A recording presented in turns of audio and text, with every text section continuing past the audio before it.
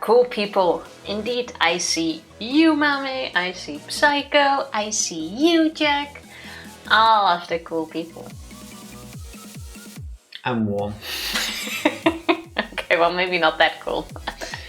Happy Tuesday, everybody. Welcome in Mame. Hello, Psycho. Hello, everybody.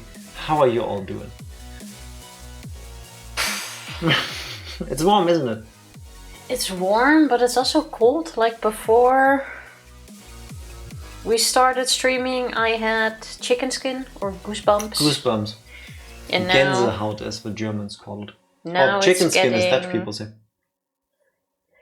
Getting a bit warmer. I also have a lot of bruises. From what? That doesn't really have anything to do with the topic, but still, I feel it. From what I'm assuming is gonna be from the gym yesterday, because we did a lot of exercises on these... Where you got punched. No, like these weird rope things that you can put your feet in. Those things hanging from the ceiling. I don't know what they're called. It's like ropes and you can like hang on them or like put your feet in and then do exercises with that. Are you sure you went to the gym and not to a playground? My knees kept bouncing off of the ground and they're black and blue. But did you have fun? I sometimes need to remind myself that no one is forcing me to go. I am. I'm going voluntary. And you yourself are, because you already paid for it. But obviously I didn't do the exercises that good, even though he did try to instruct me a lot. Kept falling. Gee, I wonder what that feels like, telling Tifa how to do something properly and then being completely ignored, and then she ends up hurting herself. Yeah, but you just give bad advice. Apparently I do. No, I have a very bad habit of lifting things wrong as well. Yes, I can confirm that. And you do keep telling me how to lift properly, but I never do, so that's on me. Have you just tried actually doing it? Because, I mean, I get it, you just want to bend over and pick things up, but there's a reason why everybody will tell you, no, go through your knees. You don't really think of that in the moment. How often do you need to go through your back before you start thinking about it in the moment? Well, obviously, still a few more times. Because I want to say it's been like 6 times in your life by now, if not more. Like badly? Yeah. I want to say like 2 or 3 times. So to the point where I had to go to a doctor to get like those shots in your back. Yeah, that's pretty bad. You know how often I had to do that? Never. Because I don't lift things like that. Well, it's a sign my body's physically older than yours. I think you're physically dumber than me when it comes to that, but that's a different issue. To even lift, bro, well... I mean, she does, but not the way she's supposed to. I mean, if you think about it, the fact that she does is the problem. You know, she should not lift. Or, well, you should, but just not that way.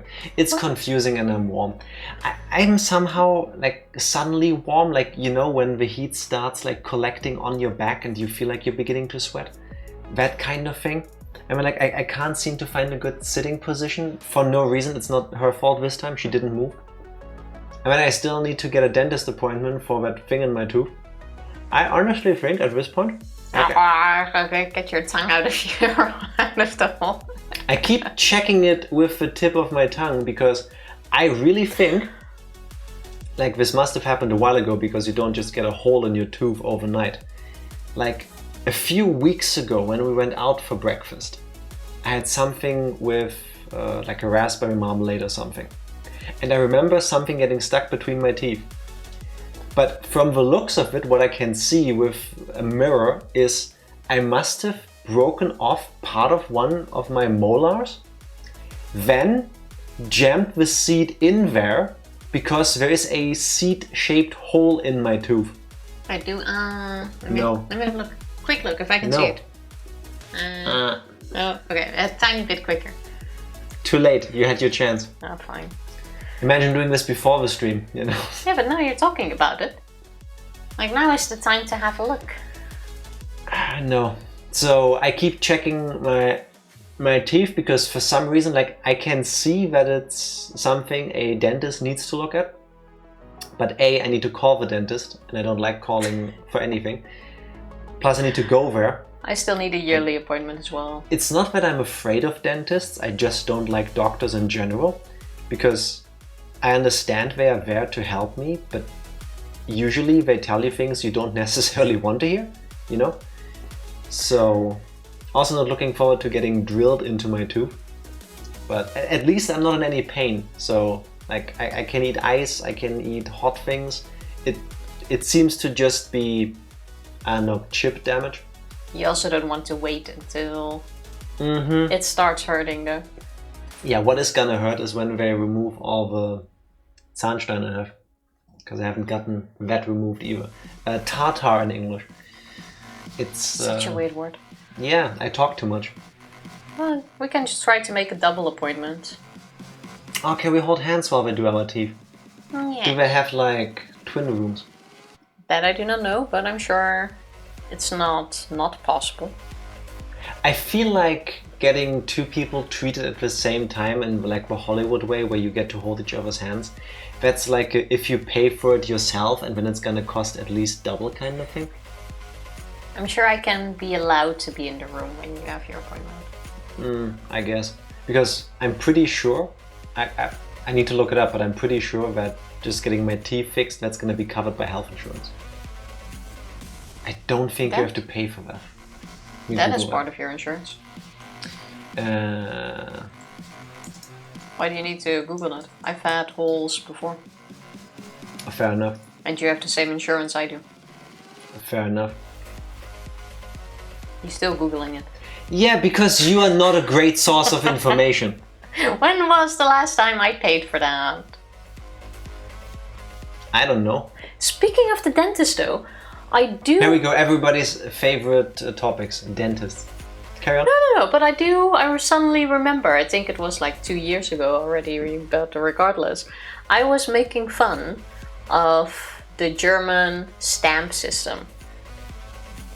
Like you're at a She breathes in heavily, like giving everybody a moment to agree. Yeah, the German stamp system is really stupid. Nobody knows what you're talking about. Well, you do. I saw a movement from the corner of my eye, so I gave you a moment to go into that. Waiting for you to tell people. No, but Germany has this system where we say thank you very much, Darklord, for a 25 stream streak. Unfortunately, there's a long message which you can't see in chat, so we're going to read it out to you. A great source of information for dentistry and health insurance is the sacrosanct Song of Beetlesaurus. Be sure to check it out. Wait, that still come up in chat? Yeah. Now it did. Because Twitch is weird. I don't know why. It's how it is. Don't feel bad about it. I'm not sure if Beetlesaurus would fix my teeth. Anyway, Tifa, I want to tell you about stamps. Probably a better system than what Germany had it for a while. But if you go through the dentist once every year... If you go through the dentist... If you go to the dentist once every year in Germany, I'm quite sure that's with almost all health insurance policies. I would be shocked if it wasn't. There is something that costs a lot, you can get like 80-90% discount if you can show that you have gone once a year for 10 years straight. And for the longest time, they had a little stamp book. Like, imagine a passport, and every time you travel, you get somebody to stamp it. It was like that, like a Subway. If you bought 10 subs, you get the 11th one for free, or for like coffees and stuff. That's exactly what it is. Every time you go, and there is a 6-month time frame in between, you can get a stamp. And you need one stamp every year, and if you skip a year, you need to start all over. That's the punishment, because when you didn't take proper care of your teeth, says the German health insurance companies. I mean, I get the system, but the fact that it's an actual little booklet... Which you have to send in to your health insurance company to prove that you do have the stamps. But you need to physically mail that thing. And take it along. Yes. So that they can go, yep, you were here last year. There's your proof. I don't think that's a thing anymore, though, because all of that data has been completely digitized. That's what I'm going to say. Now that I was talking about the dentist, last year Germany actually, or the German dentist system actually arrived in 2024, and that is now a digital thing. So now I just had to scan my little booklet with stamps, because not all of them were transferred automatically, and it's now digital. Germany is making progress when it comes to digital things. And I thought that was a positive thing for that. I have to laugh because German bureaucracy is a joke. Before 2000s, food stamps were a literal book of stamps you'd exchange for food. For real, I always thought it's like a... How did I think how that works? I always thought it's like pieces of paper that you have to in kind of like, you know, money, like currency, but it just says food stamp or whatever. I think that still is, because sometimes at the supermarket I see people that hand out these little pieces of paper to get items. Let me check, because I don't think I don't know anybody that has those, and I don't know if that is still a thing. But I always thought it was these food stamps things where you get like a certain amount a month for it. I wouldn't really be surprised, honestly. Can't find anything. Essensmarken, food stamps, literally just the German version of it. But there's a lot of text and it all looks like legal lingo. I don't understand it. Could still be that way in some areas of countries. Yeah, I would assume so, because with the amount of fear that goes around with people misusing those systems, I want to imagine they try to make it as unfraudable as possible. Come to think of it,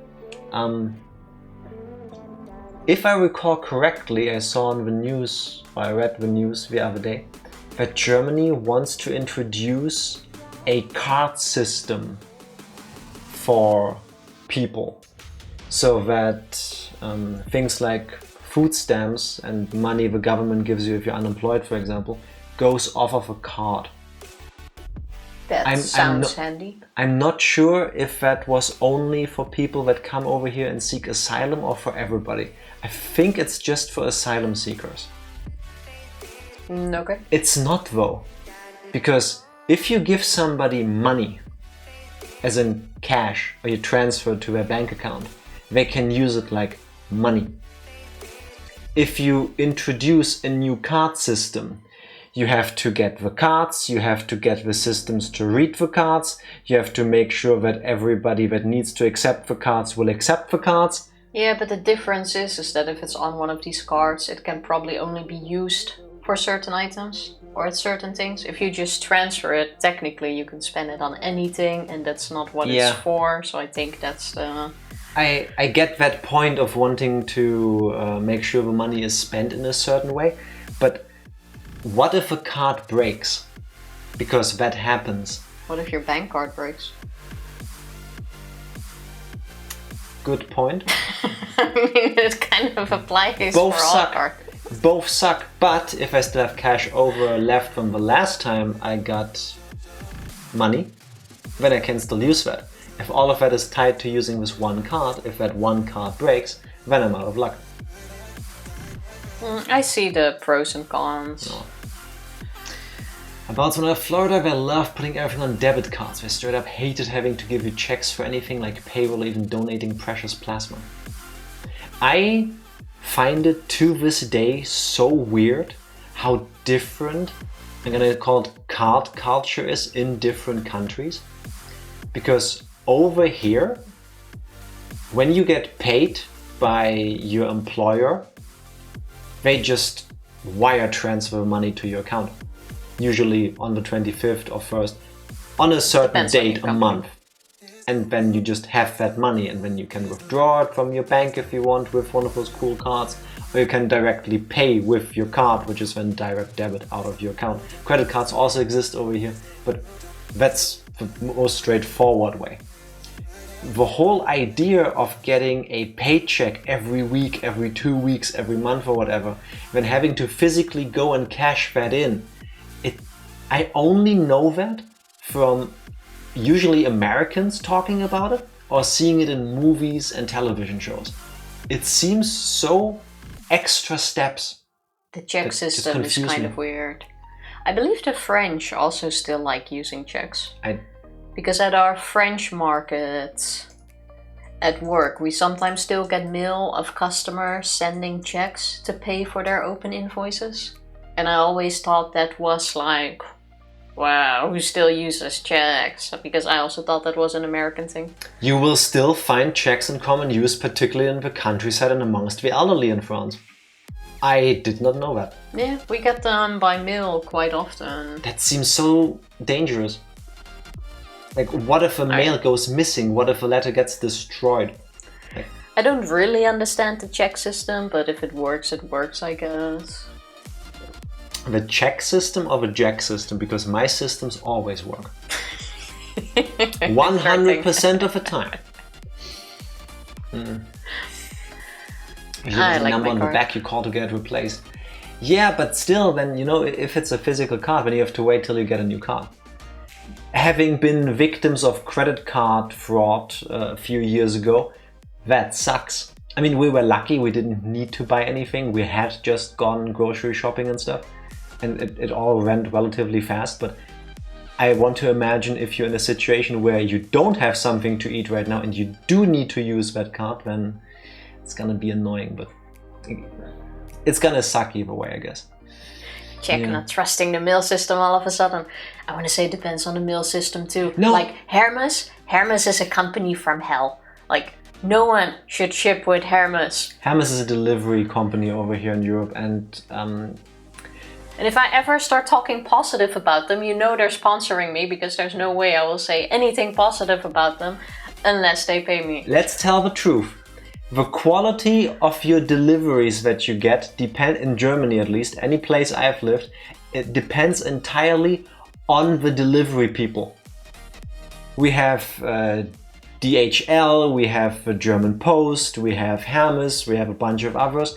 And depending on where you live and who works to deliver stuff in your area, you might be royally screwed depending on which delivery place was chosen. It can be so bad.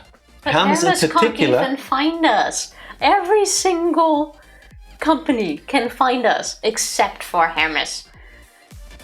Not after we moved, like, then they haven't been a problem. Excuse me? They've never been able to deliver a package here every time we picked Hermes. No, I gotta disagree. When I bought my Steam Deck 2 years ago now, whenever that thing came out, that went flawlessly, and they found us. I wasn't in, so they brought it to the place nearby for me to pick it up. And I had it half an hour after they didn't meet me because I had just gone for a walk. I doubt they even tried. But 1 out of 20 doesn't make it right, Hermes. And no, this isn't Hermes, the clothing line. No, unfortunately, I mean, I don't know them, but... I have no issue with Hermes the clothing line, or Hermes the animal, or... Fuck Hermes, yeah. But Hermes, like, don't pick it. Every time we talk about them, I have to reiterate the story. I bought a coat on the internet 15 years ago. It had to be shipped from Austria for some reason. And it took them... Yes, that Everyone hates fun. Okay. Exactly. And it took them 7 days to cover the distance of 150 kilometers in Austria to get it closer to the border. Every morning it left Vienna. It's trying to get to Salzburg on the German-Austrian border. That evening, couldn't reach the depot, went back to Vienna. 7 days from the tracking notifications I could see. The code in the box was driven that way and then back again. That way and back again. I get if like conditions on the road or stuff are really bad, but then why do you keep trying? Just say, it's gonna be late, you know? I misheard Australia. Yeah, that would have made more sense if it actually took them a week to cross Australia, because that place is huge. Australia is 150 kilometers that way. What?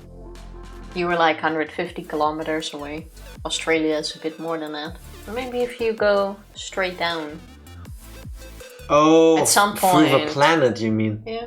I was thinking south on the map and I wanted to tell you that's not where Australia is. No, even though as a kid, like completely jumping topics again, I always thought that if you would dig a hole straight down, Yes. you would reach Australia. It depends on where you start digging, but yes. Yeah, I know, but for me it was always, if you start digging straight down, you'll be in Australia. And if I saw someone saying in America, if I dig straight down, I'll be in Australia, I was like, yeah, that makes sense. If I dig down, I'll be in Australia too. And no matter from which point on the planet you would dig down, you would just land in Australia. That makes sense though, because once you get down far deep enough, there's like a tunnel system and all roads lead to Australia. All roads go to Australia. Yeah. I mean, how else do all the weird animals get there? Yeah, I do remember at school once, you could put in we visited a website and you could put in your location and then it would tell you where you would end up if you dug a straight line through the planet. Mm-hmm. And I think with us, we would end up in the ocean somewhere. Apparently, we would end up in New Zealand thanks to Dark Lord looking it up. Oh wait, for real? Wasn't that actually okay close? with that. I actually want to go to New Zealand at some point. That would be really nice. Yeah. I think I would like to go to New Zealand before Australia. Why? I'm pretty sure flying from here you get to Australia first anyway. Yeah, or maybe combine it. But if I had to pick between the two, I would probably say New Zealand. And I don't really know why, because both countries are really beautiful. Lord of the Rings and The Hobbit. That you have That's as my well. reason.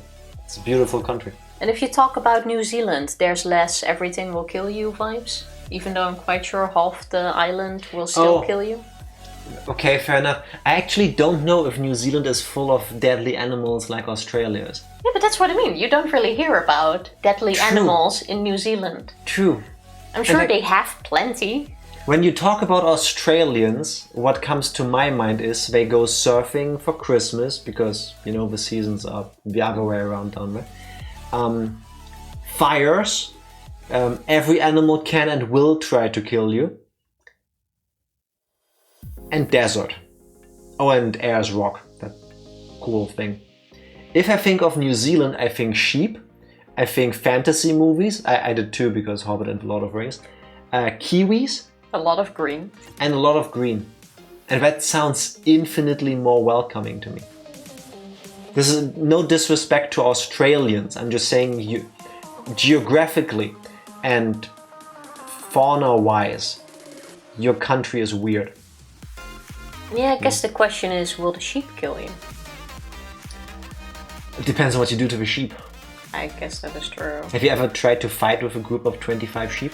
I'm quickly gonna check how many deadly animals. How many deadly animals are in Australia? While Tifa is googling this, real quick back to the whole sending a check by mail. I do trust the mail system. What I don't trust is sending super valuable things uninsured by mail. And I would wager that the majority of people that still send paper checks don't insure the envelope. But can't you just say this check is no longer valid if it gets lost? Can't you pull it back? Isn't that the whole scam with checks? How? It's on paper. You signed with your name and whatever else you put on a check. Here, this piece of paper, if you cash it in, is worth 15 grand out of my account. Yeah, but checks sometimes bounce back and stuff. Can't you just say, hey? They bounce back because there wasn't any money on the account or the data was wrong. Oh, well, fair I guess. Whenever I sell shit on eBay, I pick the insured option with sender vervoegen. Yes, exactly. Exactly, Always that's why tracking. you have that. Something that is being tracked, something that is insured. Now, from my understanding, at least with the companies I had to work with over here in Germany when it comes to shipments, they only insure the value of the items you ship. Now, if you buy stuff on eBay, for example, like a video game, then that's cut and dry. The game is worth 60 bucks, let's say, so it's insured and you get your 60 bucks back if it gets lost or damaged, depending on the policies. I recall, because I had to deal with this for a bit, if you were to send documents, like a check, the insurance wouldn't cough up the money for what is printed on the documents, but the value of the documents, meaning the money you spent on the paper and on the ink, which was a huge hassle for us. I don't know how that works in other countries. Maybe it's changed since I had to look into this. It's been a while. But I would not be able to sleep at night if I take a piece of paper and go, this is worth 10 grand out of my account with the number so and so, Jack, and then I just ship it. And I just put it in the mail. I'd sooner learn how to drive a car, get a license, rent a car, and drive it to deliver it myself. I'm not even gonna start checks because I don't understand the system. Yeah, just PayPal or whatever. It's so much easier and faster. But very positive news to still go back to New Zealand. Here we go. Unlike New Zealand's neighbors, Australia, there are no animals out there that want to kill you. While New Zealand wildlife is quite safe, there are, however, 3 types of spiders that can hurt you if they bite. 3 types of spiders. Okay, but wait. What about kiwis? And I'm not talking about the New Zealandian people, I'm talking about the bird. You know, the big brown thing that looks really cute and has a long, I wanted to say snout, beak, that's the word. Because that's a very long beak. What if, and just thinking about kiwis makes me cry because they're adorable. What if, listen to this, I go to a kiwi petting zoo. Oh yeah, that sounds adorable. And I open the gate and all the cute kiwis come tippy-tapping towards me. And I got some kiwi food because I want to feed them because they're adorable and they're like pettable and stuff because they're used to people. And I bend over, I get on my knees, and the kiwis are super cute and I pet them. And then you like bump into me or something, I fall over, a kiwi is looking up at me like, what's the sound a kiwi makes? Meh. Like it looks up in horror as I tip over forward. The kiwi in front of me looks up, meh. And I fall with my eyes straight onto the beak, impaling my brain. How about I ask that to the New Zealand pocket guide that gave me this information and see what they say and if they can update their guidelines? Weird, the ones I buy in the shop don't have these. Those have been prepared for shipping already. That's how we get the kiwi fruit. They take a kiwi in New Zealand, they plonk off the beak, they just grab it and then they put it in a box. And as it's being shipped, because of dehydration, it shrinks and it becomes delicious and green inside, sometimes golden. And then it's on shelves over here. And then you make a delicious fruit salad with it. Why did I say these things? Chance of being impaled by kiwi beak are low, but not zero. That is what I'm saying. And I don't blame the kiwi in this case. I blame Tifa for bumping into me. Oh yeah, true. In this scenario, I bumped into you and then the kiwi impaled your accidentally. Skull. Accidentally, but it still did. That is a very realistic scenario because you tend to stand in weird and odd places where I want to walk, so I do bump into you at times. Every time, every goddamn single that is fucking you, time, especially in the kitchen, I'm cooking, doing something in the kitchen, Tifa comes in trying to be cute and nice and adorable, keep me company, try to help, whatever it is. I know it's not malicious intent, but it's malicious doing, because like a warmth-seeking missile, she locks in on the one place where I will keep walking past. She'll stand 5 steps behind me, so halfway in every direction, and I cannot explain this any better way. But I need to go to the sink, I need to walk past Tifa. I want to get to the fridge and get something out. I need to walk past Tifa. I want to go back to the stove to quickly stir something. Tifa will be standing there. No, the thing is, you don't go. For example, if I stand near the sink, you haven't been to the sink in the entire time, and only after I just moved there do you have this sudden need to go to the sink. And then even if I make space, and there's plenty of space to reach the sink, wash your hands, There or do isn't. whatever. It's a tiny kitchen. Jack comes like, oh, I need to stand here. Move out of my way. Except I don't. And if you had any like peripheral vision or any type of, sense to pay attention to your surroundings, he is doing something with the food. And it looks like he's got something on his hands. What could be the next step? Is he gonna open the fridge and just smear his dirty hand inside? No, he's probably gonna go to the sink to wash his hands and dry them off. Where should I stand then? If I then stand somewhere else, you find a in reason to front go of there the sink, first. so I stand there.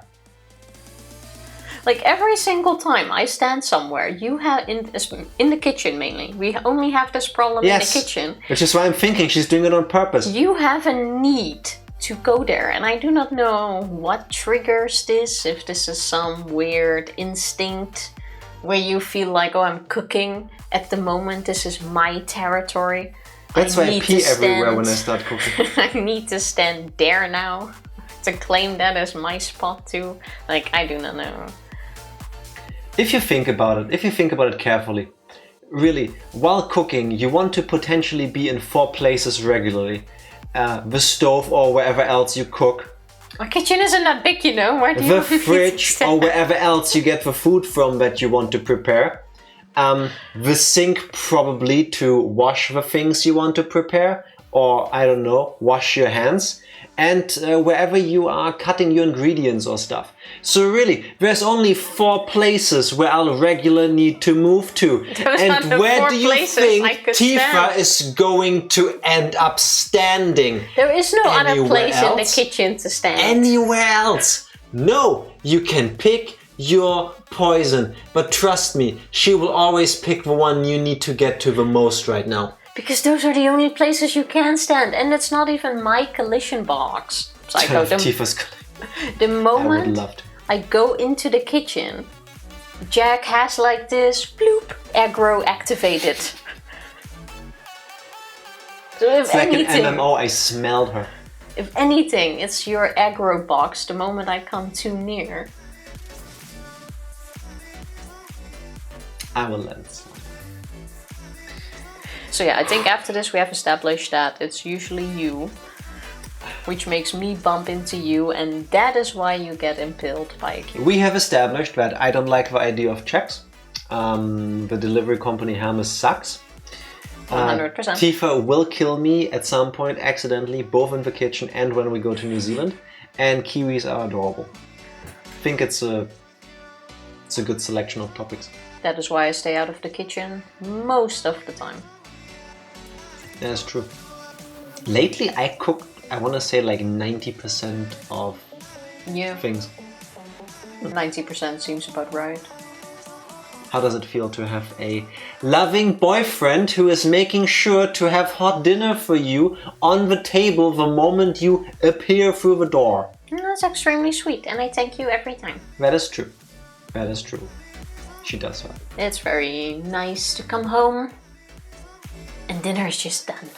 I could see she was thinking, but it would be even nicer if you also dusted or vacuumed or did the dishes or something. I could see it. No. I could see it. I promise I was not even thinking that. Then why were you hesitating? Because I had other words in mind. Like? Would that be nice though? Yes, absolutely would be. But I do understand that you also have a job. Oh, thank you. Thank you for acknowledging that. That's very sweet of you. So I will take it. You know what I will take? Putting you on the spot by asking Tifa the age-old question. Tifa, what has happened the last time we played Higurashi When I Cried Chapter 2 Watanagashi? The last time we played... It's been 2 days. Do you know how much has happened in between those 2 days? Not much. I feel like a week has passed, at least. But that's not the point.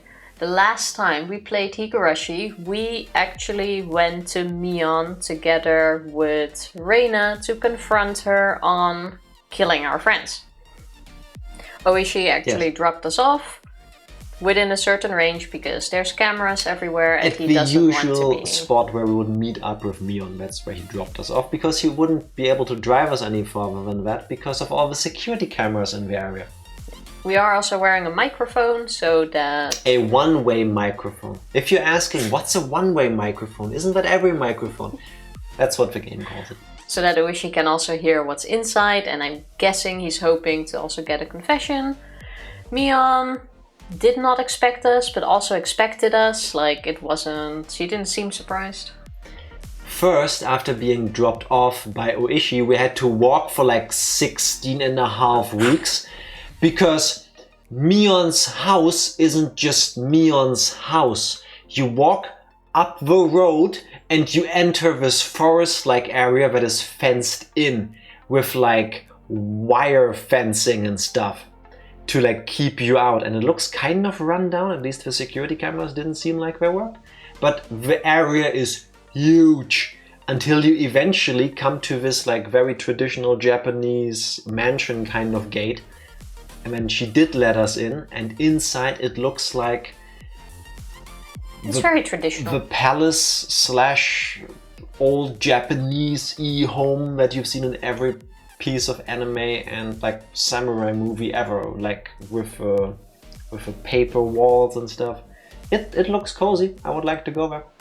And it's huge. Carry on. So that we got inside, she gave us some tea. And it already started off kind of weird because we didn't drink it immediately, and then she was like, oh, I wouldn't poison it. What do you think, guys, that this tea is poisoned? Basically, we had some normal chit-chat, we had a bit of a laugh about things, until we got to the point. And basically we're like, hey, why did you do this? We know you're behind this. Reina came or repeated. Reina went full end of an episode of Ace Attorney where you turn the case around. She just went full objection. This happened because I saw these things in Satoko and Rika-chan's kitchen, and that means it must have been like this, and then you had a phone call with them and you must have said something like this. And apparently, based on Mion's words, she even got the phone call right, including the things that Mion was saying to them. That's how great Reina is. And then Mion, not being able to She still did not confirm, though. She responded in a way where it wasn't a declaration of, yes, I did it. Arguably, she confirmed everything. Legally, she didn't, if you carefully mince her words very finely, yes. Until after this being unloaded on her, she went... Scene. Her eyes changed slightly. She started sitting upright, which is what Tifa should be doing because her I am posture... sitting upright. You can tell that to your grandma. And she went, hello Keiichi, hello Reina. This is the first time we're being properly introduced. I'm Mion Sonozaki, I'm the heir to the Sonozaki family. And ever since that moment, the way she acts, she's all elegant now in her movements and stuff. Now she is the embodiment of, the heiress to the Sonozaki clan. And ever since that happened, she just started law dumping on us. No, she said that we can ask her anything and she will respond because that's the reason they are here. So basically, Reina asked, why did you do it? Yes. Not, why did you kill our friends? She just asked, why did you do it? So also a general question, which I think will be important somehow later on. And because that is such an open-ended question, she is now effectively law dumping for the last half a stream. Starting with the history of the Sonozaki family. Basically, I'll tell it in reverse because I feel like the parts she said last were the more important ones. There is no oyashiro-sama. That part is made up. But stuff has happened in Hinamizawa, and the Hinamizawans have been dicks to the people in the other villages. And by dicks, I mean they would kidnap, kill and eat them. Basically, they want to be worshipped by gods, and they believe As that gods. is as gods, and they believe that is their rightful Yes. place, and it is her job as the Sonozaki heir to make Yes. sure that That happens again. that happens again. Yes. And we were currently at the part where she recounted all of Hinamizawa's history to us. And we were at the part where her grandfather, Sohei Sonozaki, was involved with the canned flesh incident. Because apparently, after World War II, or during, he was working at the military because, you know, people gotta eat and you gotta do what you gotta do. And his unit specifically was adjacent to the one that did all the weird human experiment stuff, because that happened basically everywhere in World War II. But his unit in particular was tasked with trying to find ways to send food and stuff to the front lines. Like meat alternatives, I think Yes. it was specifically. And the best, nearest source of protein at the front lines of war is your Human fellow flesh. human being. So, yeah, we had a moment about that. And it appears that Keiichi has some sympathies for all the hardships they endured. But it keeps circling back to the people of Hinamizawa want to be treated like gods because they are demons and they are better than other people. Which also makes them a very tight-knit community, and if you come at them, you throw one stone at them, then they throw 2 stones back, and if they are being attacked by 8 people, then 16 of them will come and dole it out back to you. But still, this is based on believing that they are superior to other people. I cannot stress this enough, because I feel like it's important. Note, Unit 731 and the canned flesh incidents were real. Oh, okay. I did not know that. Oh, that's I actually thought based those were on... Higurashi things. Well, that is interesting. I'm gonna read into that. I'm not. Tried to Google it, but I couldn't find anything about the canned flesh IRL. I would Google it, but I'm not going to, because 99% chance what I will find will be Higurashi spoilers. Do you happen to have a source or a side, Dark Lord? That would be really interesting. A sauce to go with a canned flesh? That's disgusting. Something spicy. Oh yeah, they also talked about how to prepare human meat. Accidentally. 8 out of 10. Ayo! I'll take it. I'll take it.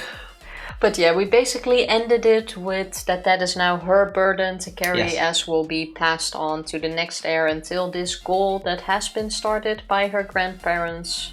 Oh, one last thing. Mion said that she has a thing on her body that marks her as the demon, because, you know, we also put the demon part in the name, yeah. as we had already learned during the tip. She confirmed that, and She has a back piece, which... She said it. No, she said she has something on her body, and then she moved as if going to reveal it. But Reina told her she doesn't need to, so she doesn't. Which I still think... It's 100% there. No, unless I see it, this could still be Shion pretending to be Mion. It is there. No. That was too big of a bluff. No, this is like at the end of the action movie, you see the bad guy fall off of something, or he gets like hurt. Unless you see the corpse, there'll be a sequel and that guy will be back. Until I see the back piece on the person we're currently talking to, this, in my mind, is Shion. Nah. Yes. Yes. There's definitely that back piece. But yeah, that's where we were at, so let's see if we will actually get to a declaration of what now happened to our friends this time. Because we were only discussing the whole history. Yeah, we were only doing history lessons. Well, she said it was important to get to the why, and that's why she went into it first. So I'm hoping that is done, and now we move to current times. To be fair, do I, not talking in terms of Keiichi, because like he's 15-year-old and you know, he's not the reader who has all the time in the world to process this. Do I understand that the fictional person Mion is put into a cult-like scenario where there isn't really anything she can do about how this is going? Because, you know, if she doesn't play along, it's probably her neck on the line. Yes. Do I care about what you tell yourself to sleep at night when you start wanting to make yourself and the other people in your village act like you are superior to others for no reason whatsoever other than you were born here? No, I don't care. Yeah, but she's not justifying it. She's going into our question, which was why? Yes, and I wish they hadn't asked why. They were just gonna like, did you kill them? Did you kill them? Did you kill her? Yes. Why did you do these things? I mean, I'm kind of hoping that will now lead into that. We will find out. Tifa, are you ready? I am ready. So am I for once. I just need to find the thingy. Page 4. Is it this one? July 20th? Yes. That Totally did not struggle to find the save file. seems right because we ended it at a very deep line.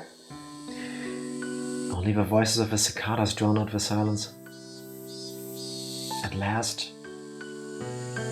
last, one last thing we forgot. What? Our conversation with Mion started with Keiichi apologizing and owning up to the fact that he and the others broke into the storehouse.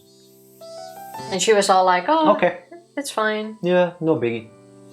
Even Reina commented on that, like, take Reina this was like, oh, serious. you're not taking it serious. Yeah, true. I still don't think we should apologize to Mion for this. If anything, it was to Rika we had to apologize, but... And I think her reaction to this is another clue that this is not actually Mion we're talking to. I don't know if that is a clue necessarily. I take it as such. Anyway. At last, after a long period of nothing, Mion murmured. The serial incidents happening over the past 5 years. I was directly related to some of them, and indirectly to others. Some were not the Sonozaki family, but were rather related to the others, the Kimiyoshi family and the Furude family. I think I was at the center of all of them. You think. Shouldn't you know that part? She said it all without turning around with her back to us. At some point her tone of voice had gone back to being the Mion we knew. I have faith in what I've done, and don't feel any guilt. If I did, perhaps it would be that I will have to leave the stage before the heir is decided. Before it's decided? What? Is it not already decided? If I'm caught and tried in a court of law, then I suppose that's how it works nowadays. Being able to retire with Hinamizawa at the most peaceful it's been in 100 years could be the happiest thing that's ever happened to any of the Sonozaki leaders of past generations. How is this peaceful when 5 years ago you started eating people again? Then again, I'm talking to a brainwashed 18-year-old cult person. Mion leaned a shoulder against the paper door, then slid down it and flopped on the ground.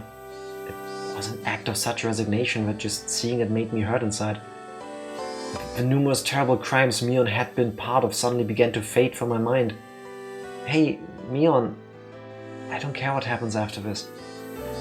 Can't you just try to struggle as much as you can? Try to run away? As soon as I began to think that way, Rena's ringing voice filled the room. But Rika-chan and Satoko-chan, you killed them, didn't you, Mi-chan? Oh, we're going for it. I love this contrast, because what is it? Does Keiichi at some point say what is motivating him to like try to cling so much to some sort of happiness?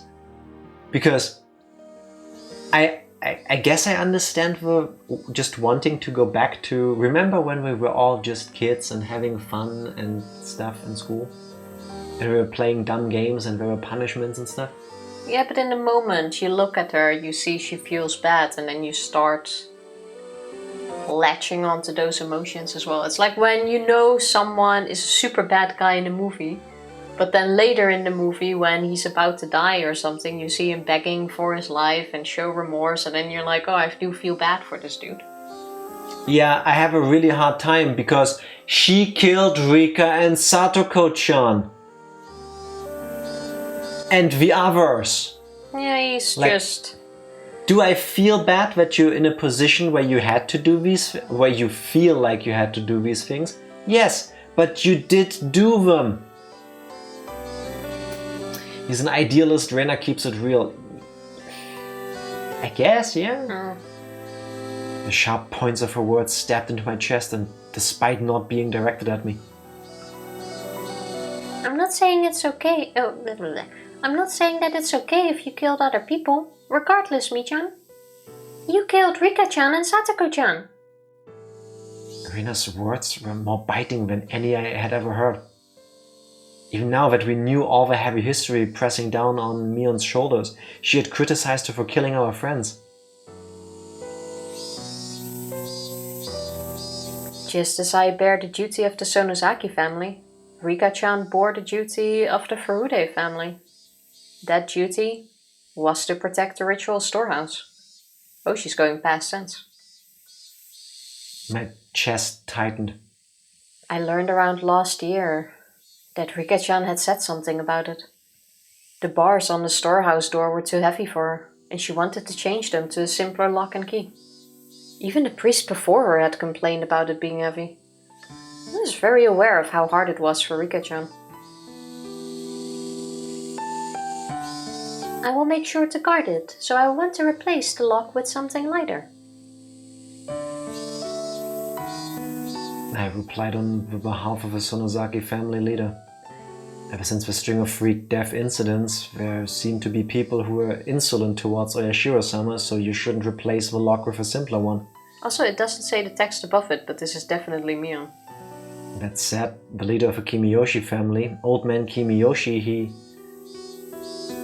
If it's that difficult for you, Rika-chan, then I think it's okay to replace the lock, he said. The very fact that it was locked with a key was an indication of it being somewhere you mustn't enter. There's nobody bad enough to break through it and go inside, he said.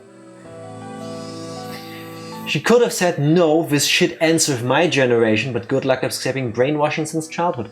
Yes. That's absolutely it. I hope that if chapters 3, 4, 5, 6, 7, whatever, will also just be reiterations of what is happening to Keiichi in this rough time, or roughly in this time. I hope we get to see a variation of Mion that does exactly that. That goes like, yeah, I'm part of this, but no, this is all wrong, this is all dumb. I don't think that will... Why? Otherwise the cycle never ends. It takes somebody to break with a tradition. Yeah, but do we need the cycle to end in the story? No. I would like it to. Yeah, but we don't need it to. I also don't need to play the game, but I would like it to. No, I would like to play it. Well, I'm just saying it's not a must. As it seems specifically, there was not one named the canned flesh incident, but cannibalistic things did happen during the war. Wait, stop. Can you please get back onto the stream before you continue? But you can still hear me. So inspired by, but likely not real, or they were rumored to. Well, I'm definitely... What? I'm definitely convinced there In case you're wondering what is just happening, Tifa now realizes that it's warm in here, which it is, and she was trying to take off her socks in, you know, the least inconspicuous way possible.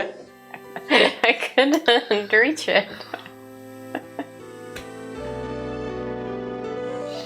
If you just ignored it, nobody would have noticed. Tifa, you can't ignore somebody on stream going... That's always weird. Always. Especially then if she goes... No, Tifa, please sit like a human. I will help you. No, stop. Would have realized. I will take this away from you. Because I don't know if you see this. Tifa does this thing sometimes. It's like she doesn't have a neck. She does. It's just... She pulls her shoulders up so high. This even makes my shoulders hurt now. Cannibalistic things did happen during the war. I would imagine that happened everywhere. And I don't like it. Again, people gotta eat, right? Absolutely. I mean, what are you gonna do? Starve to death or eat the corpse next to you? If you have those two options, seems like an easy choice. I mean, your comrade is already dead. It's not gonna get deader. You know. I mean, I don't like the idea, but gotta do what you gotta do, I guess. Even if we were alike as leaders, I couldn't find it in me to argue with old man Kiyoshi since I owed him so much. In the end, we decided to change out the lock on the storehouse and switched it to a really cheap and light padlock. But why would you then pick for a really cheap and light padlock? I mean, you could still go slightly heavier that she can still carry as well. And maybe not cheap to make it harder to picklock. You could also not punish the person who was just trying to be, you know, sensible about all of this. Also, no, I do agree on that, but the choice doesn't seem like... That Tomitake and Takano-san got punished, I can kind of understand, because they trespassed, they broke into that place. We all did. But yeah, that part I could understand logically. But Rika's fault is that she wanted to be able to get in and out without breaking her back or needing to ask other people for help because of the huge heavy bars. Yeah, she made it too easy. Maybe the Sonozaki family then should have given her some more, I don't know, security staff? Old man, is this really alright? Nana says that if possible, we should keep the lock the same. It'll be alright. You're quite the worrywart.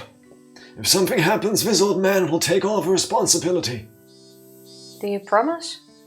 You mean that you will take responsibility as the leader of the Kiyoshi family, right? You should be well aware of how sacred the things inside really are. It's okay. There aren't any bad cats in Hinamizawa who would open the lock and break in. Meow meow. Yeah.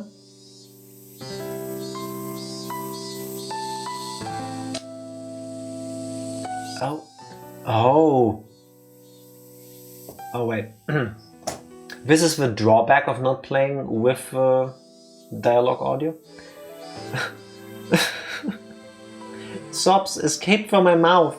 Something hot and wet dripped down in spades and fell onto the tatami mat.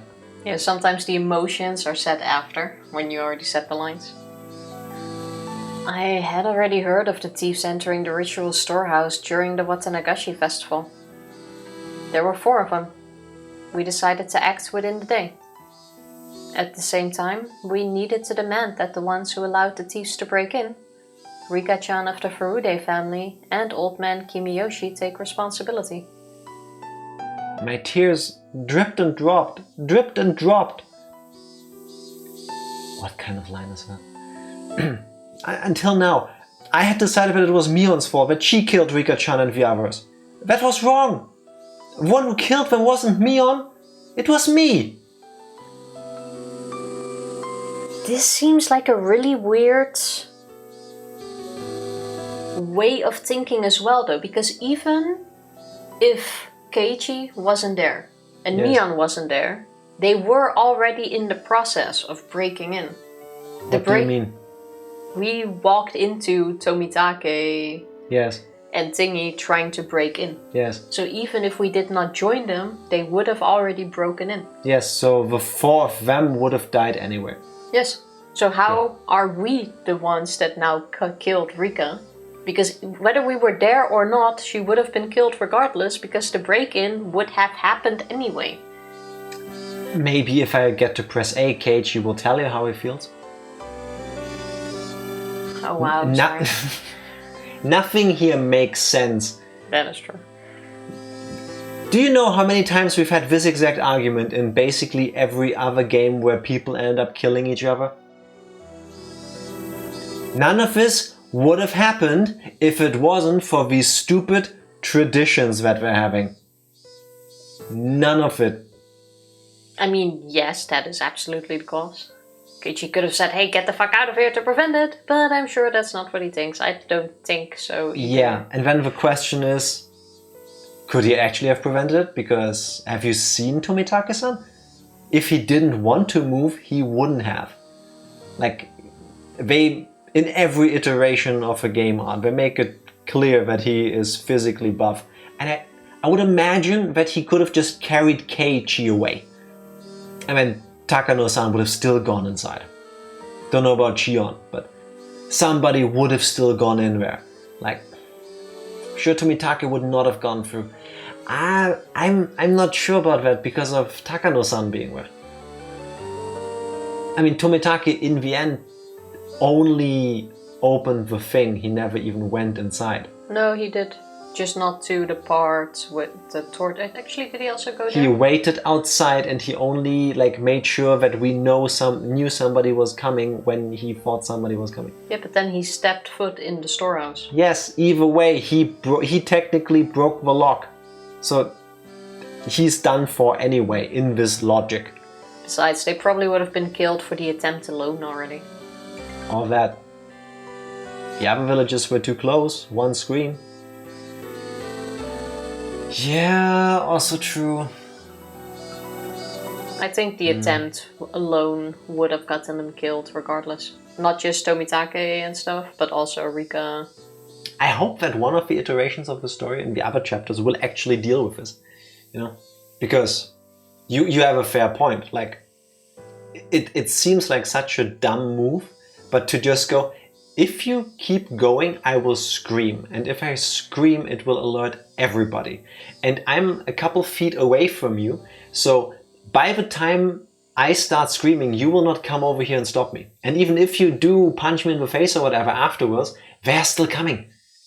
There's no stopping me. You know? That's a good argument. But unfortunately, we're not going to see that play out. I might as well have killed them. Keiichi-kun?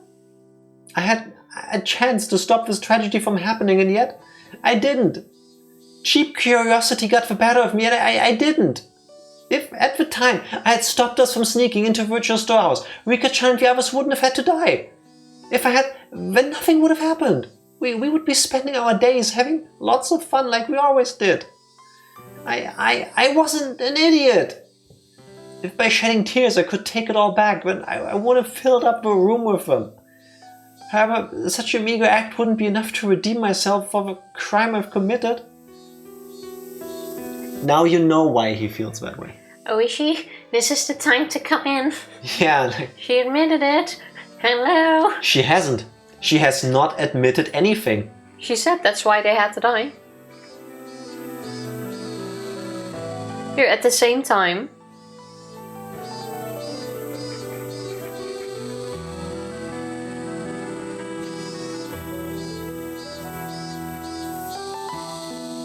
You killed Rika-chan and Satoko-chan.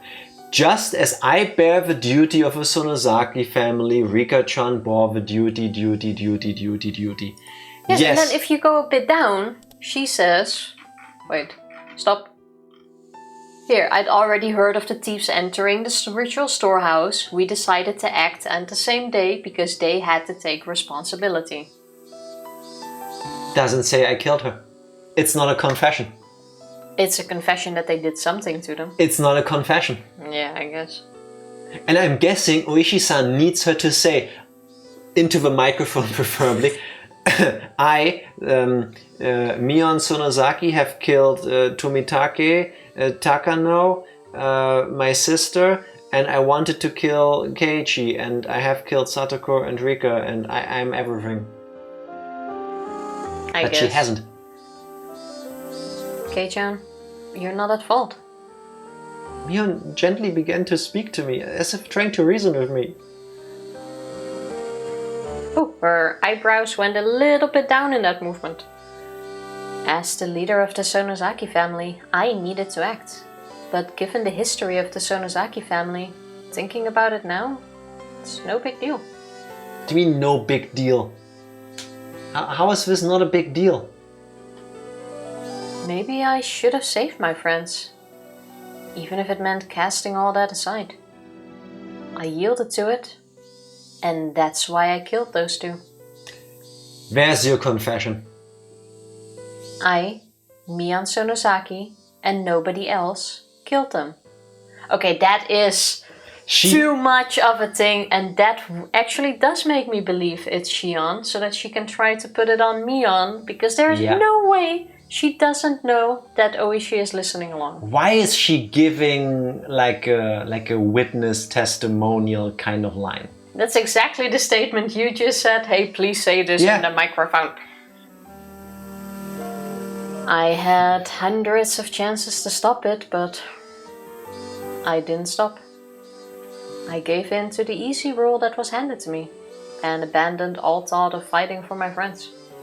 So this is my crime. Does Keiichi have a wire? One of them has, yeah. Yes.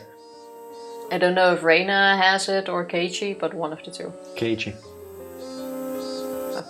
Also that face! Yeah. I killed them. Mian Sonosaki. With these hands. Killed them. And nothing whatsoever changed. Nothing.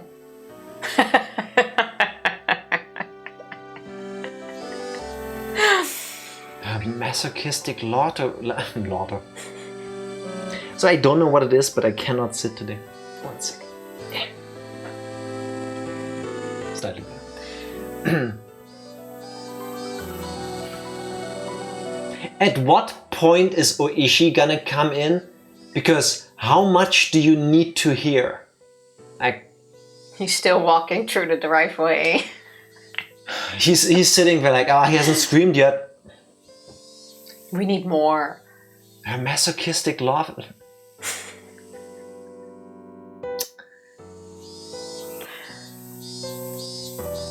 I want to argue about everything that is happening so bad, but there is absolutely no point if I don't keep pressing buttons. He's technically wiretapping without permission.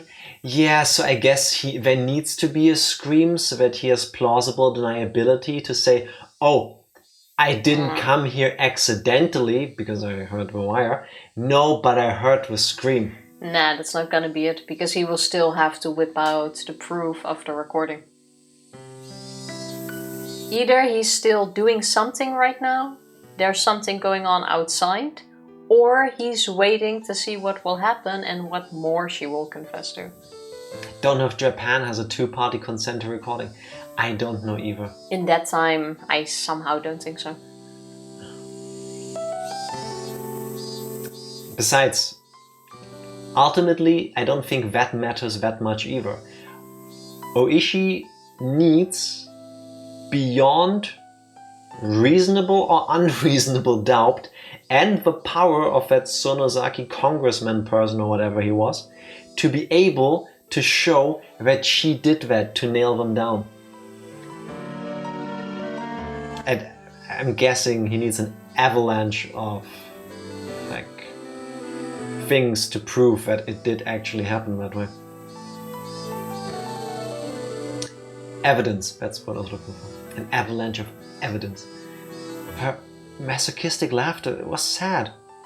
Especially because Mion boasted in club that she would turn the tables on whatever predicaments presented themselves. It was so painful. Still, Mi-chan, you saved one person of your own volition.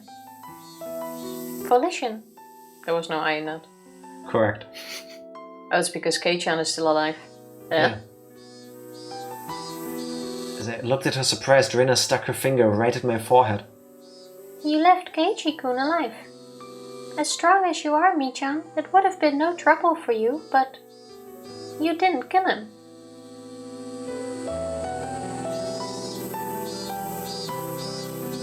He's gonna end up dead, right? That's what you're here for. Yeah, this is very much like last sentences you hear before you croak. I didn't poison the tea, but the cookies. Did we eat the cookies? We did eat the cookie. Wasn't it like the sesame cookie that we commented on?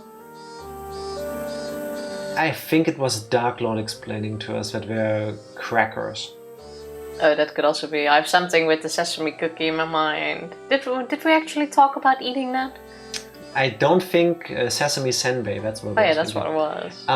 I don't recall reading a line that they drank the tea or ate the cracker thingies. No? Plot twist, the tea has the antidote to the poison in the cookie. That is like some 5D jazz. That's some Game of Thrones twist kind of thing. Like they're both poisonous, but if you eat both like shortly after another, they cancel each other out. That's right. Mion was so cunning that nobody could stand up to her, even in our club. If she had seriously tried to kill me, I would have been dealt with on the very first night. So many people had been sacrificed, but I was always left out in the cold. When did I first realize it? Even though people were disappearing one after the other, for some reason I had this vague belief that only I would be left alive. Why didn't I kill him? As a demon, I can't even begin to guess. Maybe Mion had some reason she didn't want to kill you. There! How much more twisty twists do you need? Mion has never once spoken in the third person outside of this old man. That is true. Wait one goddamn second. But it also... Wait. Kimiyoshi also uses the phrase "this old man." He did.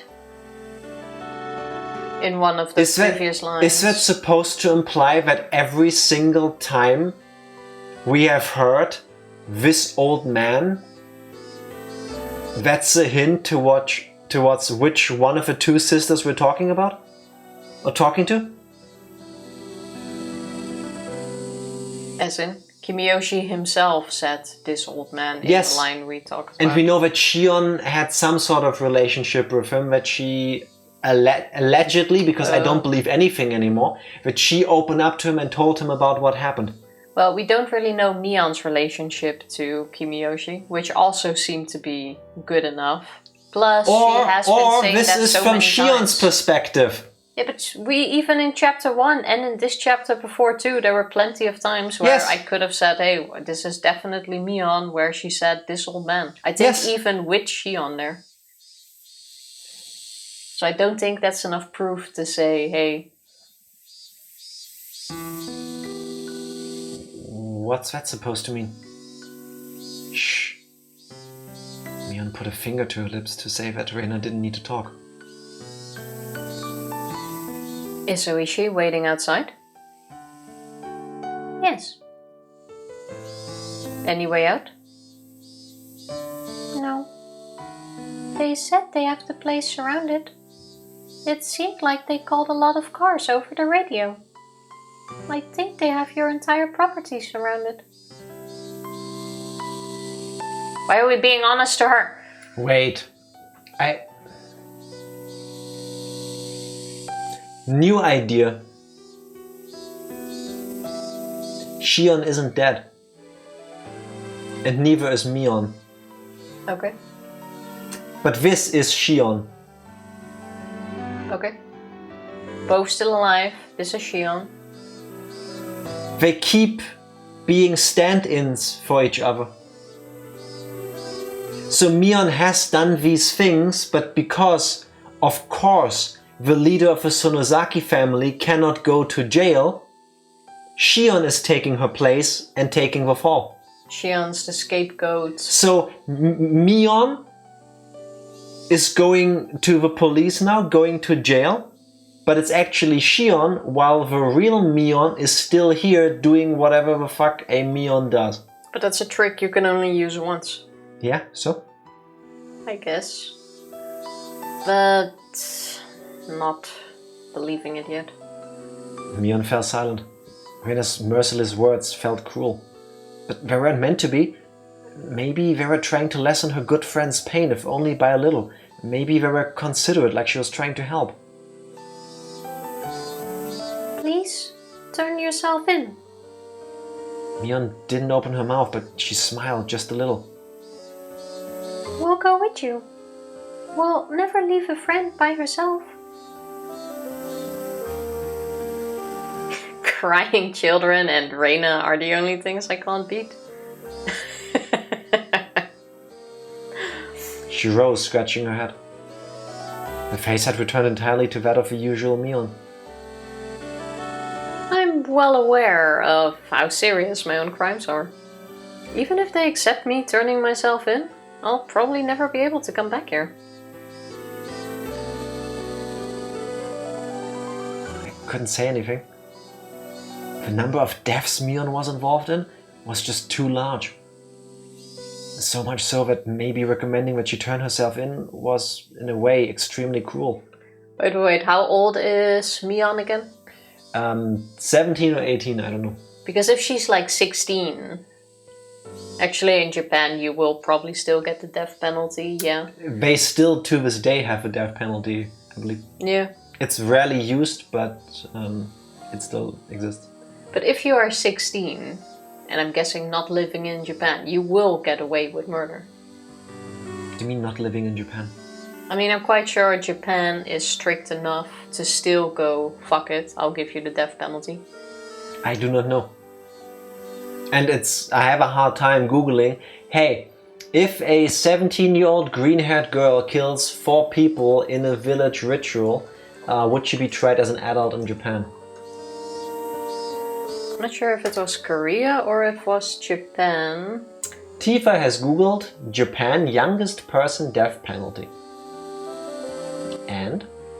The youngest is 19. Was 19. But the youngest age at which you can receive the death penalty in Japan is 18. Let me get rid of the Japan. I think it was in Korea then that it was someone younger. Japan keeps the death penalty for only the most atrocious crimes, usually multiple murders or terrorists. That seems about right here. Seems about like it fits the bill here. But in a lot of countries, if you are a minor, you will be able to get away with murder because there aren't... We are not lawyers. Use this information at your own peril. I'm also not saying you should do that, do not worry. What are you even talking about, dude? There's a countable amount of people on Japanese death row. I'm trying to see how, even if you do get the death penalty in most countries, it takes years before that's actually... Isn't Japan enforced. Also the country where if you're on death row, you don't get told the day it happens until a few hours in advance? Really? I think I read an article about that once, yeah. I don't know if that's better or worse, but either way, I have a feeling Mion would end up on death row. So I'd like you to hear one last selfish request. Let me kill you. Die. Mm-hmm. What is it? I didn't like this change of music there. It like with the music suddenly being gone, I expected it just like flashed to red on the screen. We're all dead. 30 minutes is fine. Just let me have some time alone with Kei-chan. Uh-huh. My name suddenly came up and it looked like I was the only one surprised about that. No. No. No. Oishi. Excess. No. This is 100% Shion. Keiichi-kun? Is that okay with you? No. No. Where's the wire? Reina. Yell into Reina's chest. Into her thigh. If you don't want to, I won't make you. You're right.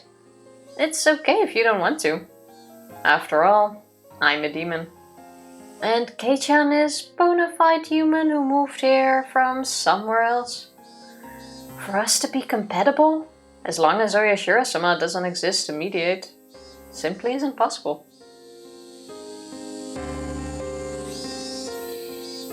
Latest person to get the death penalty is the man behind the Kyoani attack. Wasn't that a place where anime is being made? And they lit a fire or something?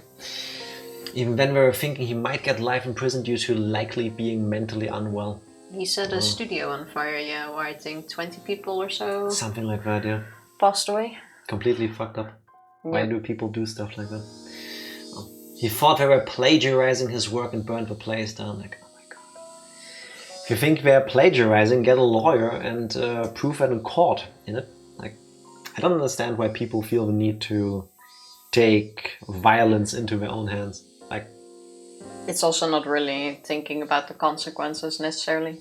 It's a need to act against the injustice, I suppose. yes, because I can totally see the future where You walk away from it. I make artwork and then a company I believe steals my artwork. So I go and set their building on fire, and then 6 weeks later I will be heralded as the hero of a modern media because I stuck it to... No, I'll go to jail. Like... Yeah, but I don't know. I never felt the need to do so, and I'm quite happy with that. Yeah. But I do feel the need for a short break before we get some alone time with Mion. Or Shion. I still think it's Shion. Let's go do that. BRB. BRB. Ooishi, we're back. There's still no one. Help! Why am I clapping when I say help? Yeah, help me. I guess that's one way to attract attention too, by clapping and making sound. Everything about this situation is weird and I don't know how to handle it, so I'm doing things that don't make sense because I'm not comfortable. Well, clapping is not a bad idea actually, because it does make sound. It's loud. And it attracts attention. Exactly. And makes it abundantly clear that I'm not comfortable in the situation. Will make someone go, maybe not Ooishi in this case, but... There was no reason for me to hesitate. Mion had been engulfed by heavy, unopposable tradition. The one who had forced her to kill her friends with her own hands. That was me and me alone. Also, there was plenty of reason to hesitate. She just admitted She to being a serial killer. She flat out just said that she could have, but she didn't. Or that she might have, should have, could have, would have, but didn't. That too. For unknown reasons, which could be, just didn't get him alone yet. This is the, like, what is it, 7 stages of grief, like the bargaining stuff, right? Because, like... He just doesn't know how to process, I think. I think the reason why we have a reaction to Keiichi being the way he is due to the fact how we're streaming this game. Because for those of you that have played this yourself, how long did you take to get through this? Because there's days in between streams. And I still think about what's happening in the games we're playing. So, sometimes between 2 lines in the game, I've had 48 hours to form new opinions. And what is 5 seconds in game was in my head for 2 days. You know what I mean? Like, for me, this conversation takes way long, or feels like it's way longer than it actually is. Also because I don't press buttons. Yeah, we're not making it shorter. One brain cell. But fair, let's do this. In fact, with me cornered, it would have been okay for her to blame me. However, Mion didn't say one word of blame. Far from it, I was guilty of the same crime and she let me go. Amidst the fate she could not oppose, she saved me alone. I didn't know whether I should be thankful for that. Thinking upon it now, I didn't know how much easier it would be if I were to be granted the same punishment as Rika-chan and the others. The only thing I knew for sure was that I had an equal duty to bear the sins that Mion shouldered. So when it came to Mion's last request, there was no reason for me to hesitate. Boy, am I glad I was never in a situation like this at 15, because I would have done the same things, and I think they're wrong. Sure, it's fine. Thank you. I'd like to thank you too, Keiichi-kun. Reina stood up. It looked like she would keep her promise with Mion and leave. It's fine, Reina. You can wait right here. I just want to go around the yard with Kei-chan. Show him the basement. The yard is a beautiful place to bury corpses. Do you see these freshly spitted hills? Do you see how much growth there is here? If you're bored, you can go to my room. You can read any manga you like. And if there are any volumes you like, you might as well take them. I don't want to. Mi-chan's books belong to Mi-chan. Reina couldn't bring them back home with her so freely. Where'd you get all the manga from? Yeah, that's a long story, Dad. Have I told you about my friend Mion? She's kind of in jail now for the murder of a couple of our friends, and she said I could have them. Reina, she won't be needing all the manga. I mean, why let it go to waste, right? Do you have any plastic bags here that I can put them in? This is the pro-eating your dead comrade statement all over again. I mean, they're just laying there, right? Yeah. They're dead already.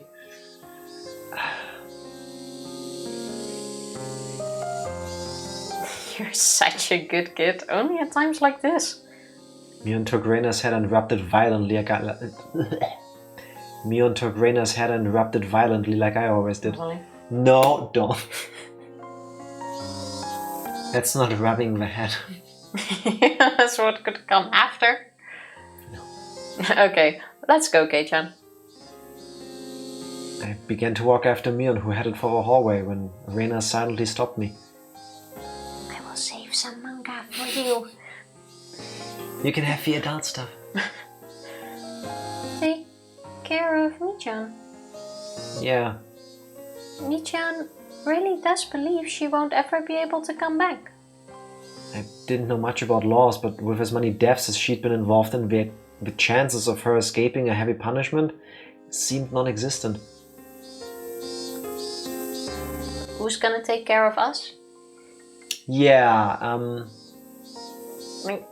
Nope. Still not working. I don't like any of this. Watch out that she doesn't do anything rash, okay? Mion might not surrender herself to justice, but instead choose to put an end to things herself. Reina had already thought that far ahead. Right. I won't let that happen. Reina rubbed her tears, which had fallen without me noticing them. Okay, then go after her.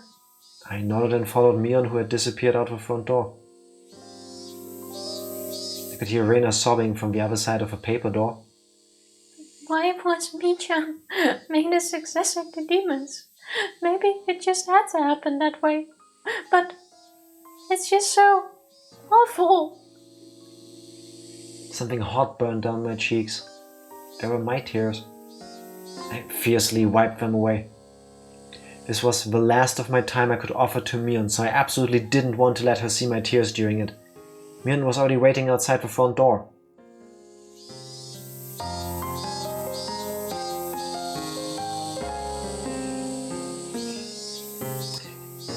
Is it gonna be a final lovey-dovey moment, or is she gonna come clean and admit that she's Shion? One of us has to die here. I put on my shoes, tapped my toes against the floor a few times, then left, and Mion timidly came over. Why is she turning all red at times like this? Can I hold your arm? Shion. It was such a modest request. I don't mind. With my permission, her face lit up with glee like a child being given a toy, and took my arm. Do you get kind of nervous with your arm through mine? We had that conversation before, yeah. You're not thinking, for example, that I'd suddenly put you in a world-class joint lock or anything. You two say the same things. I don't think that. At all. That means he now even knows, right? No, I don't think he does. But he just said you too. Yeah, because Shion said the same thing once, basically. Okay, yeah, that way around, fair enough. Back when nothing had gone wrong yet. During those nostalgic days of a bustling commotion at Angel Mall. I counted back and I was amazed. It had only been 1 week ago. 1 week!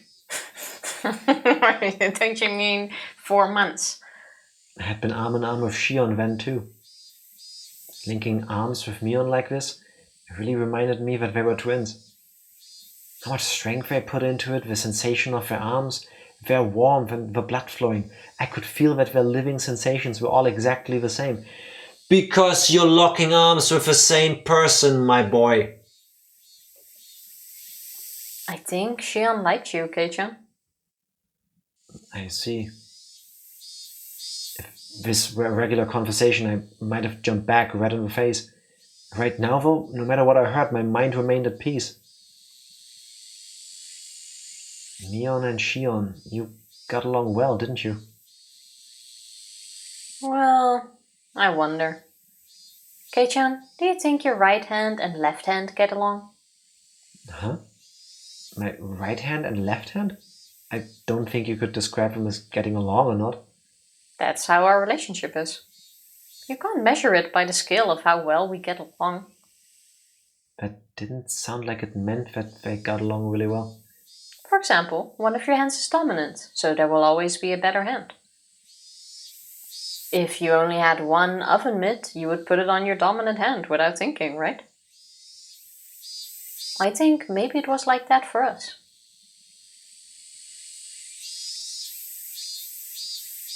Also, I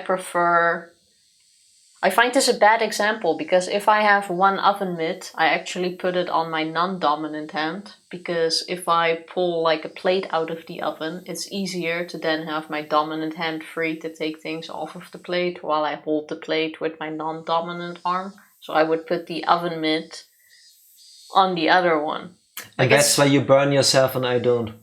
It's so inconvenient. What are you going to do with your left arm then? Use that too. You're right-handed, so non-dominant arm. What are you going to do with the left hand then? That's so inconvenient to take things off. I put the oven mitt over my dominant hand and then I take out the baking tray or whatever it is and then I quickly put that down somewhere. Then I take off the oven mitt, let the stuff cool down and then I serve it. Why would I hold the thing and take off hot things with the other hand without putting it down first? Because that's easier. But you would put it on a non-dominant one. Is that just me? You know, earlier when Tifa said that she has lots of bruises everywhere and she thinks it's from the gym, it's choices like that that make her... I don't have a lot of burn marks. ...take damage every now and then. I was just saying, it makes sense to put it on your non-dominant arm, so I'm a bit stuck on the example given, because no. Tifa, in a story where this girl allegedly murdered 4 of our friends, I think the oven mitt thing is not the part to get hung up on. Okay, we do. Just a general idea. Fair. As long as she doesn't lock herself in the oven, all is good. Thankfully, it's too small for that to ever be possible. I try to avoid that, and ever since we have our air fryers, we don't really use the oven a lot anyway. What? This one's on you, Psycho. That doesn't mean, though, that anyone would be okay with losing their left hand. It's that kind of unexplainable relationship. I think that maybe you live too close together and just stop being able to see it, but I think that means you get along really well. I'm an only child, so the day before the festival, I was really jealous of you when you and Shion were messing around with each other. I think you're jealous of something that doesn't exist. Yes, we twins used to have a lot of fun playing tricks on people. But now that we have such distinctly different personalities, it just gets in the way. Were they cursed or were they self-conscious? Their relationship was hard to understand for an outsider. Maybe that wasn't an issue someone like me should intrude on. Just staying silent and nodding gently was the best way to advance the conversation. When you're playing a Bethesda game and you want to just mash through a conversation and you don't know, is it E, is it enter, is it space? And when you accidentally do left mouse button and then you shoot the NPC in the face because for some reason the conversation hasn't happened yet. I recently played Fallout 4 and the amount of times I've done that is disgusting. Why are they so bad at making games? It seems that being left-handed is rare in Japan, but I can't find out how many people are ambidextrous. If I recall, we actually had a conversation about this a long time ago on stream, and there was Yes. a reason why most people are right-handed, and I believe it was just something taught. No, it's because people are dumb and believe that if you use your left hand, it's evil. Yeah, but I think in the end it came down to if you are right-handed and you teach your... Yeah, plus still the stigma of people going, oh, use your good hand, as in the right one. That did used to be evil. I vaguely remember a conversation about that. I remember most of it. Because I then also brought up the story part where my grandmother, as a kid, specifically once tapped me on the hand like this. No, use your good hand, right with the right. Oh yeah, true. Amazing, no? The things I can remember. Oh yeah, I've lived it, that's why. And Mian passed through the wide yard and invited me into the big desolate forest we'd seen on the way in. Such a big forest was part of her property, so I couldn't help but feel small. It's huge. You must have had a great time playing in it as kids, huh? Sure, let's go into this deep, dark forest that is just wilderness effectively, and it's the size of a city. We're gonna end up dead. Mian seemed to be silently reminiscing. I couldn't look into her mind, but she was probably thinking back to those fun days when they played as sisters without any antagonism. Every time the wind blew, it caressed the treetops and the leaves, making a swishing, murmuring sound. Mian remained silent for a long time. Thinking back on her younger sister, whom she had gotten rid of with her own hands, there was no need for me to get a word in. Just walking like this, arm in arm, was enough. Mian suddenly stopped and turned. I called it. I called it.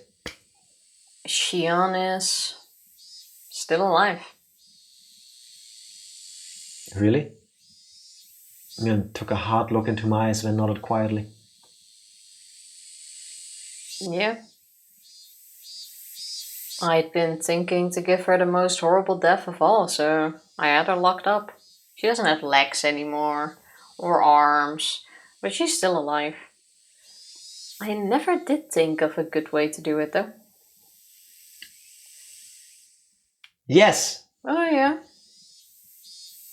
Mian sounded as though she hated Shion, but also, deep down, she didn't completely detest her.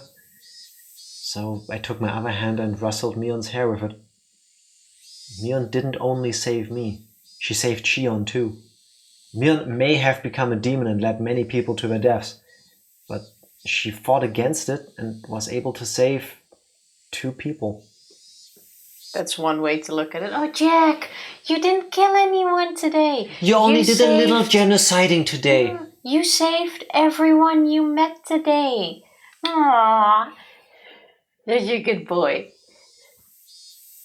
The human mind is incredible in its capability to make the weirdest, most alien, most brutal situations seem normal to prevent you from having a full-on breakdown. Thank God for procrastination. You can I'm say not that lazy, again. I'm saving lives. You can put that on a t-shirt. Oh my god.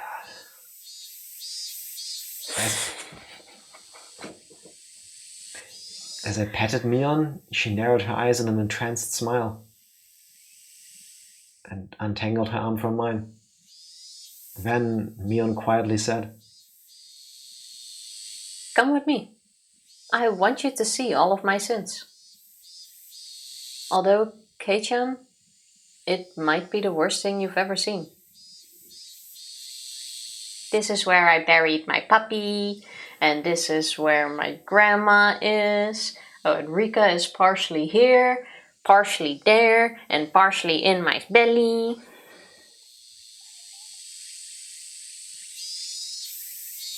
I could sense it. There would probably find all the sacrifices up until now. Looking at them would mean accepting Rika-chan and Satoko's deaths, as well as accepting that my best friend had done it. It's already happened, and it's in the past. You can choose not to look, Kei-chan. If you don't want to, then wait here. I will personally end everything. I was taken aback by how ominous that sounded. I remembered what Reina had told me. Mion might not surrender herself to justice, but choose to put an end to things herself. I couldn't leave her on her own. Besides, I agreed to her last request, didn't I? Even if it was hard for me to accept, I'll still do it. Even if I avoided looking, it was something that had already happened. It doesn't matter what I see. Yes? Mion Sonozaki is the best friend I could ever have. That won't change. It never will. We have some low standards, don't we? It's got a very Poe-like quality to it.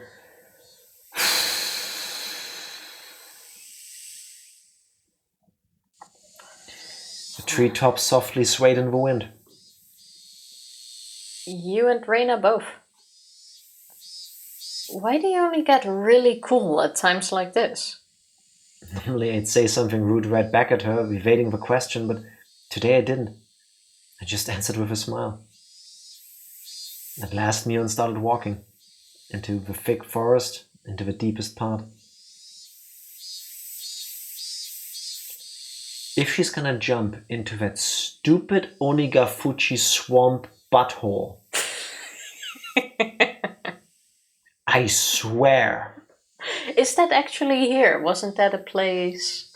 It is in Hinamizawa, and we've never actually seen the location, so I would imagine that it is on the grounds of the Sonozaki family.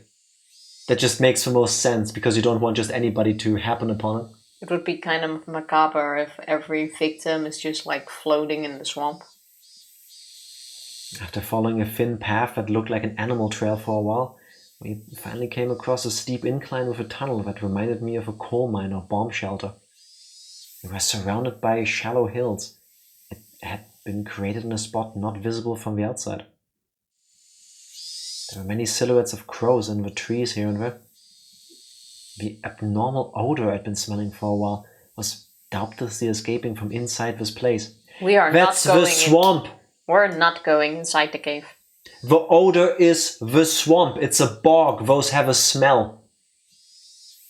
If you want to turn back, now's your chance. I don't know what kind of person Mion Sonozaki is to you. But if you go inside, that Mion will probably... She won't change. I'll say it as many times as I need to. Mion Sonozaki is the best friend I could ever have.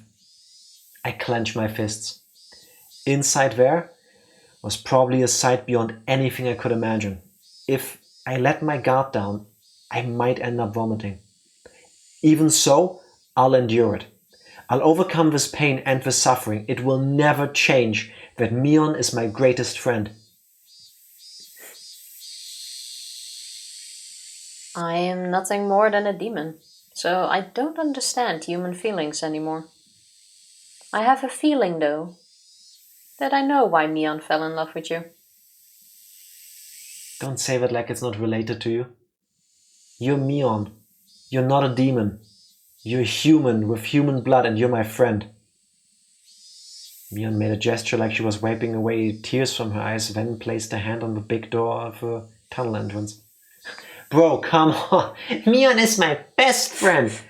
We're like 5 ever friends. Listen. I love you, Tifa. And you are my best friend. If you one day grab me by the arm and go, hey, I have something to tell you, I have a second persona which I change into when I need to do unspeakable things, because I'm the descendant of a 5,000-year-old clan of people thinking they are demons and therefore better than others. I have tasted human flesh and it was kind of good. I recommend with a soy sauce. Also, I routinely kill people when I need to, because I'm also kind of involved with the mafia. We're done. Then you're not my best friend anymore. Because my best friends don't kill people.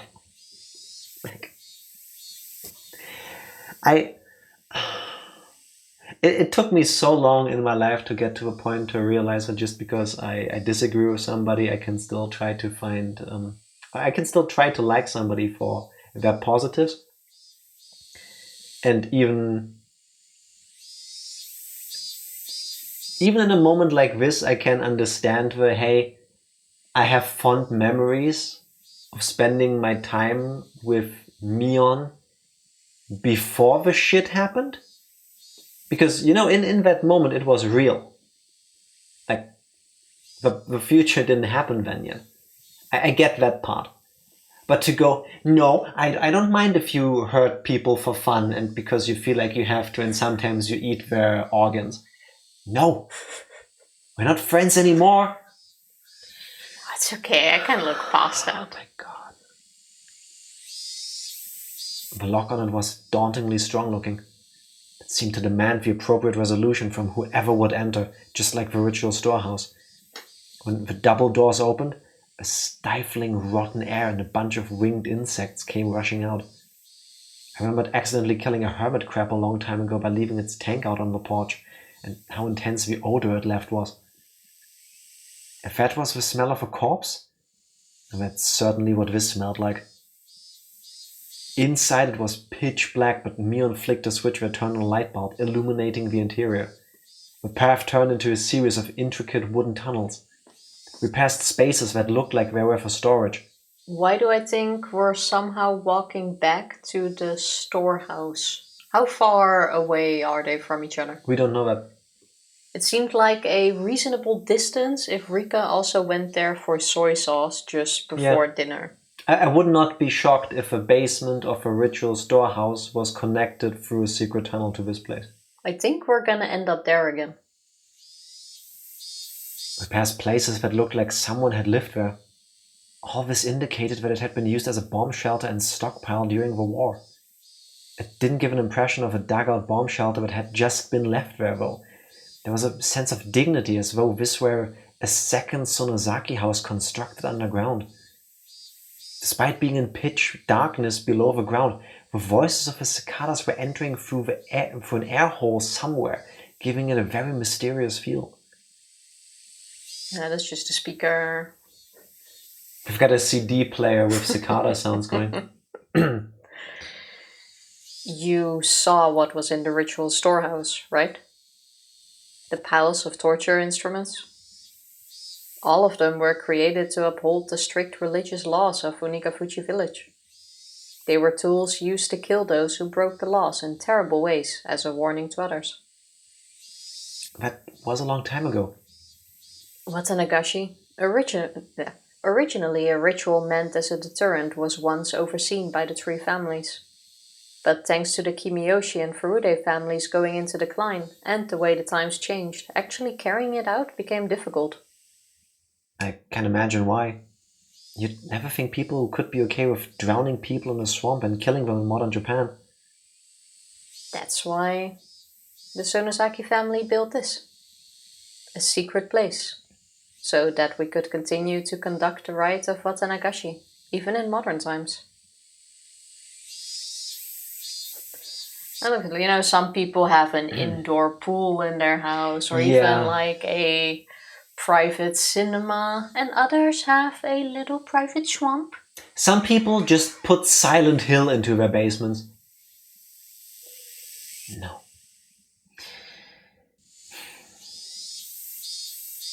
How long do you live, like you're born and then you're raised in this family? How often do you see these things and just never think, this is wrong?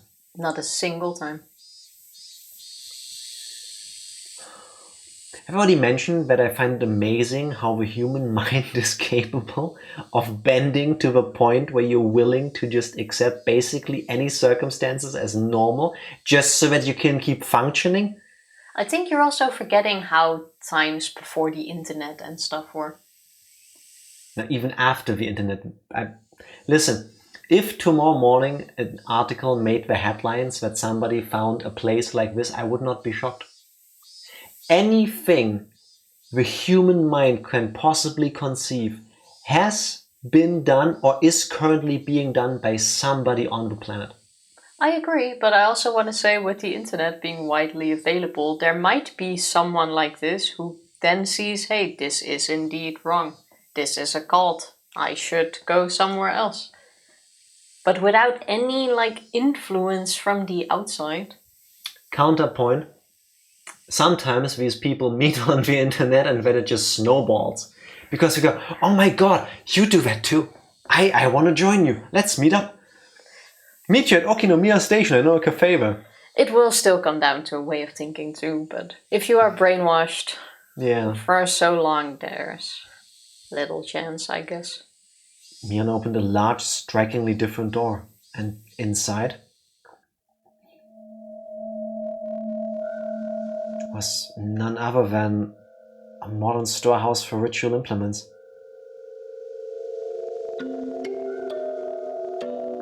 That's the same picture, though.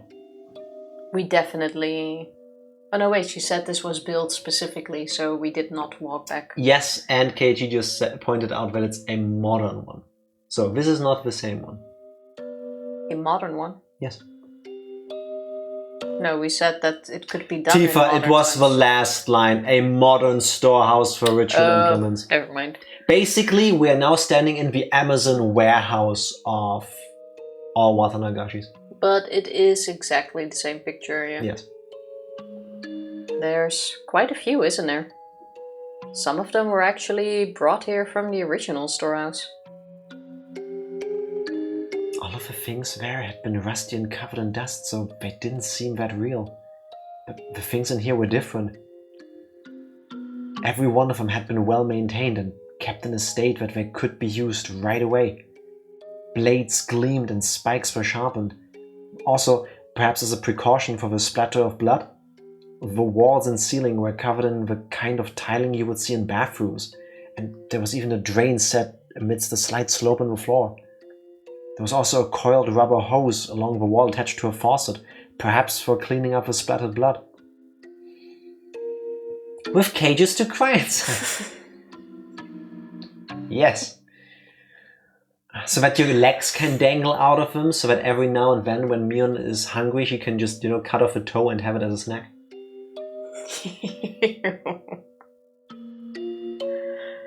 According to something a leader from a long time ago wrote, blood splatter has impact, despite the fact that it doesn't tax the sacrifice. Watanagashi was meant as a deterrent after all. My ancestors thought up all different kinds of things to show off. As she said that, Mion pointed deeper into the torture room to a spot veiled in darkness. There was surprisingly a room filled with tatami mats, and in the corner was a pile of cushions. There are seats for the audience. Watanagashi was meant as a deterrent after all. It wouldn't make sense if there were no guests. She has a point. I couldn't speak, and I couldn't think of anything to say anyway. Except that if Mion revealing all of this to me made her heart feel any lighter, then I was prepared to listen for as long as I needed to. Right here is where I killed everyone. There were no spectators to watch me, but I did in the Watanagashi very well. Well, perhaps there was one spectator. Shion, I guess. Huh? A spectator? Me. I, the demon, was watching the entire time Mion held the Watanagashi ceremony. Mion cackled in self-deprecation. It wasn't a nice sounding laugh. Back there is the prison. Is Shion there? She nodded slightly. Mion's Watanagashi had ended today. I needed to tell Shion that I was safe without a moment's delay. After all, she was probably trembling in fear at this very moment, worrying about when she would be killed. Is he just moving without asking for permission first? I would not be shocked if the next line is, and then I felt a sharp pain in my back. And then I will get to read how he slowly dies. I got pushed and I heard a door fall back behind me. And somehow there was a group of these cute-looking birds from New Zealand. And there was a girl giving me bird food. As I fell, I saw the kiwi go, wah. Suddenly you're a Jewy. A what? A kiwi, Jack? Jewy? A Jewy? No. Release the kiwis. The things we talk about to take our mind off of this for a moment. The ostentatious door on the other side opened, revealing what must have been an incredibly expansive space based on the echo it made. Mion groped around in the darkness and a handful of naked light bulbs came on here and there. As my eyes adjusted, more and more of a great cave showed itself in the faint light. The walls were bare rock surface, and it felt so savage that bomb shelter was the most apt term for it. There were small barred rooms built here and there, like holes made by insects, biting their way through a giant piece of fruit.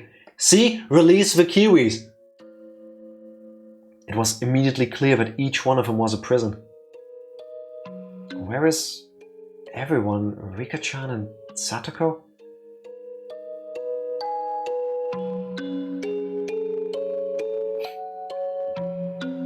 They're corpses? I grimaced at her having said it so outright. Yeah, that's right. The poor things being left here in the dark like this. I didn't want them to get infested with bugs, so I threw them down the well. Also, where is Oishi? There is no way. This is part of a plan, isn't it? There is no way Ooishi can hear anything that is happening down here. This is a bomb You should shelter. have already heard enough. This is a bomb shelter. There is no way the wireless signal transmits through multiple feet of sheer stone and like wood and building between us. Yeah, but No he way. should be somewhere by now. All he gets, if anything, is static. Remember, never follow Yes. a predator to a secondary location. Yes, 100% good advice.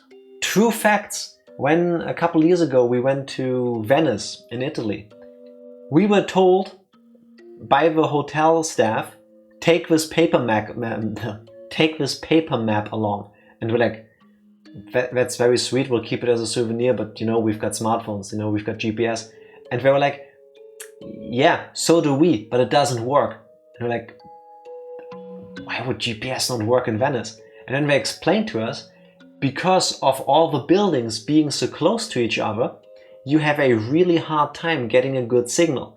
So you can use a navigation system when you're out in Venice on the water, but it's gonna mislead you probably because it's always gonna be just off by enough to get confusing. And sure enough, they were right. And if you can't get a clear GPS signal to a satellite directly above you, somewhere above you, out in the open in Venice, there's no way 1980s wireless technology transmits anything useful at this point. Rant over. Just ask a gondolier. We could have. We actually stuck to a paper map and that worked out beautiful. I'm sorry. Also, she said well. She didn't say swamp. Maybe the well's connected to the swamp. Or it's in the swamp. I have no clue. So Satan's anus has another anus. Don't answer that. Well. See what you did there. So I can't even see their faces in death. Once again, my feelings of regret at having confessed everything to Rika-chan came surging forth. if Mion hadn't attached the word sorry to the end of what she said, I might have punched her. Calm down, Keiichi Maebara. You said it yourself. No matter what, Mion Sonozaki is your greatest friend. Yeah, my greatest friend. I needed to hear myself say it out loud. Then came the clattering of bars in one of the cells deeper in. When I noticed it, I looked up as well. Shion? Is that Shion? Kei-chan? Is that you, Kei-chan? I ran over to the cell. White hands were peeking out through the gaps in the bars. It really was her. Are you alright, Shion? Are you hurt? No! Shion's face twisted out of shape as she screamed. It was because Mion had appeared right behind me. Of course. Shion didn't know that everything wasn't over yet. Shion didn't know that everything was over yet. Calm down, Shion. Everything is already over. Everything. I spoke in as calm a voice as I could manage to try to soothe the agitated Shion. This must seem so fucked up. You see the guy you had feelings for, and suddenly the person who did all of this is right behind her. And it's like, oh my god, he's part of this. It's already over. What the fuck? Do we want to bet that Mion is now holding something behind us too? I wouldn't be shocked. I would also not be shocked if this was all an act. Because, you know, Shion, but the actual Mion is in the cell, and Mion, the actual Shion, is the one pretending to be Mion, walking here with us. It wouldn't be shocking. Dude's trying very hard to gaslight himself. He's not even trying, he's succeeding. Everything to try to hold on to normalcy.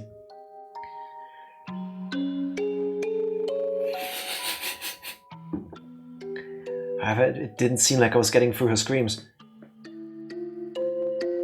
Shion, how have you been?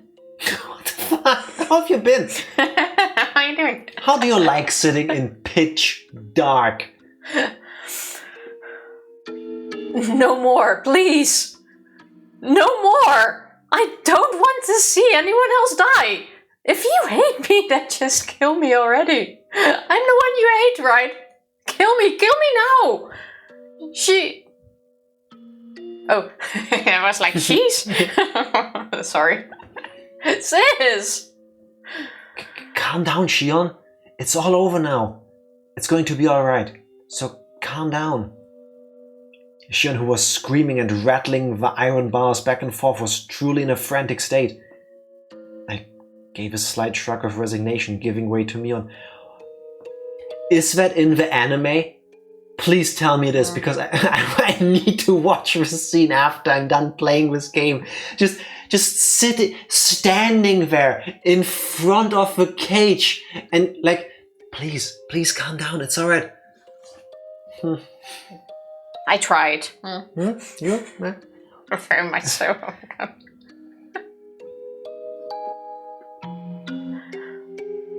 I had realized that if Mion was the one who locked her in here, and if Mion was the one who had scared Shion this much, then Mion was also the only one who could put an end to this.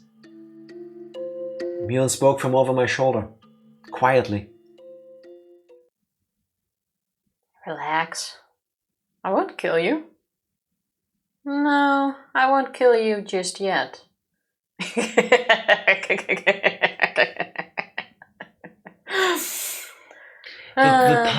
The true punishment is to see all of your friends die first. And that's how Keiichi dies now. She burst out into a bizarre laugh, as if trying to make Shion's madness even worse.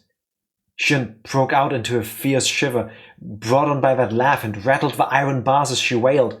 Please stop! Don't kill Kei-chan! Kei-chan has nothing to do with this, does he? If you're going to kill someone, then kill me right now! I don't want anyone else to die!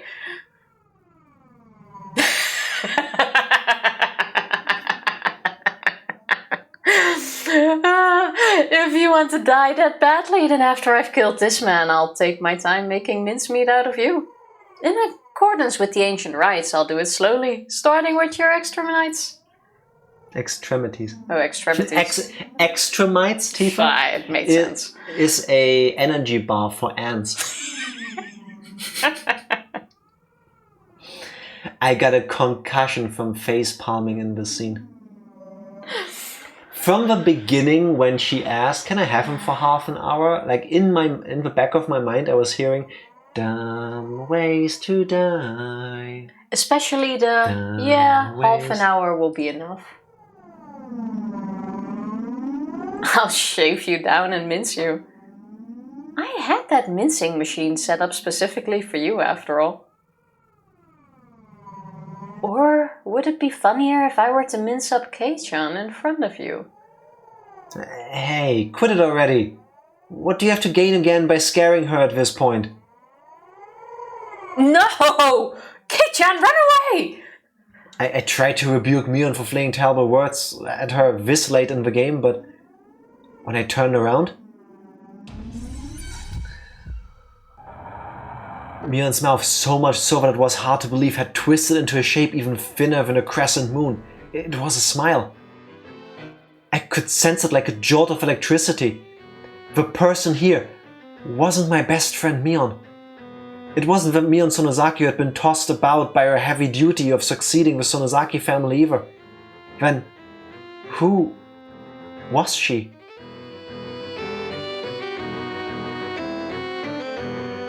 When believing in the power of friendship goes the other way. Kind of refreshing to see. Well...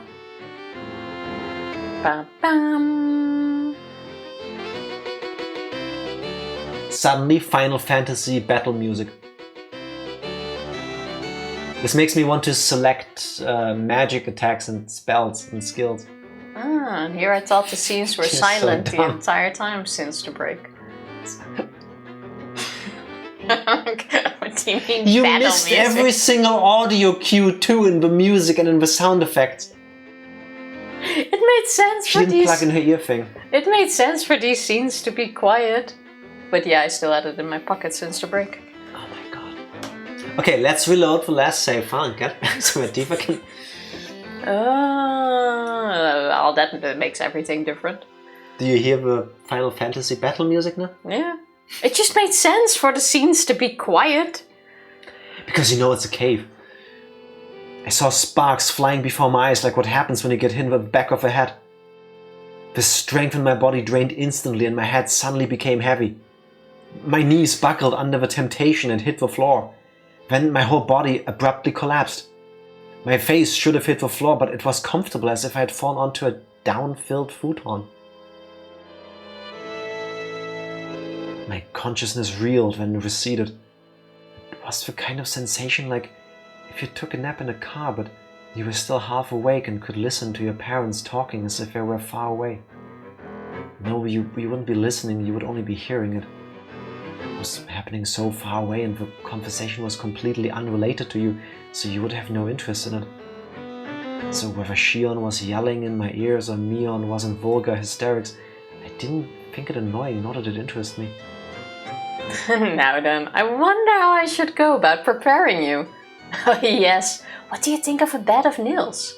I tested it on those two little brats, but their hands were too small for the restraining table. Let's do that! Let's do that! Mion held me up from behind and dragged me across the floor. The soles of my feet scraped on it and one of my shoes fell off. No! Please stop, sis! Please stop! Shion's emotions exploded outward and she burst into bitter weeping. As if her crying had whetted Mion's interest, she flung me down and returned to the prison cell again. She flung me down. My, you can sure cry with a cute voice, can't you? Your unnatural bravado was making my skin crawl, but this definitely suits you the best. There are occasional errors of grammar. Fair enough. Fair enough. With how much text there is, I can let it slide. I was putting it on my own English. Yeah. How do you make the cuckoo cuckoo cuckoo cuckoo? It doesn't. It's the sound I make when I try to when I see a squirrel and I want it to come near me. Kind of. Yeah, like it. Mion, my big sister. Oh, wrong. You can use... Yeah, we could. Or we can keep guessing. That's true. Mion, my big sister, I beg you. I don't care how you choose to kill me, but please, at least let Kei-chan go. I'm begging you. I'm still drifting in and out, right? Shion had always acted as though she were a cut above her older sister. But Shion had such a miserable voice that I couldn't have imagined it during those peaceful times. Prostrated herself before the older sister she used to scoff at and pledged forgiveness. Pleaded forgiveness. Also, Dark Lord, this time I said prostrate. I hope you noticed that I tried to put the R in there. I remember last time you telling me that there's a vast difference. Leon looked down with an expression of cool indifference, and that was plainly smiling with joy. You know, I wasn't planning on listening to your petty wishes. The way you're crying though is just too funny. I think maybe I'll change my mind and listen to you. Since come to think of it, I never did anything big sister-like for you. Yes, yes! Thank you so much! Alright then. Let's hear you apologize for everything. Then maybe I'll let it all be water under the bridge. And maybe, just maybe, I'll let Kei-chan go. Mion said she might let me go, but she never said anything about letting Shion go. Before long, Shion got on her hands and knees behind the bars and began to speak weak words of apology. They were too faint for me to hear, but their intention got across. Despite having watched her with a magnificently jubilant expression, Mion kicked the bars and declared she was unsatisfied. You know, the one thing I still don't really get? I want to believe, let's assume this is just Shion and Mion, as they are. I want to believe that Shion also already knew about all of this? No. Apparently, all of my thinking that Shion knows enough, or more, than Keiichi at least, was wrong. Because if you know these are things happening, but would you still break into their warehouse? 16-year-old girl, 17, whatever. Yeah, but if you... Because she did already drop some hints that someone in Hinamizawa is responsible for these murders, which could have just been, hey, I know it's my family. Yeah, but clearly I'm safe. All the other people had some connection to that stupid dam project. All of them were enemies of Hinamizawa, so clearly they deserved it. I am the daughter of the Sonozaki clan. Nothing's gonna happen to me. Yeah, that is a fair way of thinking as well. Also, she was one of the first to disappear too. Yeah. Yeah, but I mean, if she knows that she doesn't. She thinks she doesn't know. Yeah, or she's heard rumors. She doesn't know. I think she did want to confirm what was actually in the warehouse for herself. But if you do kind of know that your family is involved in these but she doesn't. things. Because she lives outside of Hinamizawa. So, you know the way we were overthinking the whole, oh, Shion is somehow in on this, she has to know, she has to have the scoop on the inside, there is no way she doesn't know. No. Yeah, Shion apparently actually lived somewhat sheltered from all the actual bullshit happening in the Sonozaki family and just lived the, oh, I'm actually untouchable because I'm a Yakuza family member. So I go to school when I want, I get to do what I want. Nobody can tell me what to do because fuck you all, I'm better than you. And she lived her life like that. Without actually being part of it. Just, yeah, you know, I guess that could make sense. I guess. Don't think we're gonna get scenes confirming that. You think you can make up for years of grudges and hard feelings like that? That just will not do. I guess I'll make mincemeat out of you both. No! Wait, sis. One more chance. Just one more chance. Mion stopped and waved her hand again in resignation. Not because she had grown impatient, but only because she was taking delight in abusing Shion. You can't apologize to my satisfaction anyway. I'll teach you how to make an apology that will get through to your older sister. I'm only going to tell you once, and if you get even a letter wrong, you're out. Got it? Yes. Yes! Thank you, sis! Shion's miserable voice cried out, having become utterly hoarse. The sensation tearing through my chest returned a little at a time. I realized it was feelings of anger bubbling up. I was slowly regaining control of my body. I was only able to feel my skin and my blood flowing at the moment. I still couldn't voluntarily move my fingers. Is it safe to assume that the tea was indeed poisoned? No, And she it's hit him kicking in. over the head. Or dead, I guess. I mean, I read out that line earlier. Yeah, but like the holding down. No. Have you ever been hit in the head really hard? Oh yeah, okay, fair. Hence the seeing stars, your vision gets like, you're out of it. Yeah, okay. Yeah. Did you memorize it? Then let's hear you say it. Sincerely and faithfully, from beginning to the end, with all your heart. If you can do it properly, then I'll only kill you. Yes, thank you so much! Something was strange. Something had become strange at some point. Until just a few moments ago, I was sure this had been Mion, but at some point she had become someone else. The Mion I knew well would never do something so nasty like enjoy trampling all over someone's dignity like this. Now, let's hear it. Your big sister is listening closely. Shion Sonozaki is. When I ran over to Shion's cell earlier, had the real thing been swapped out with a fake behind me? Anyway, this couldn't possibly be Mion. Shion Sonozaki is a lowly, worthless soul, not fit to even lick her sister Mion's feet. And when I think of it, the countless times I've been rude to my big sister without knowing my place.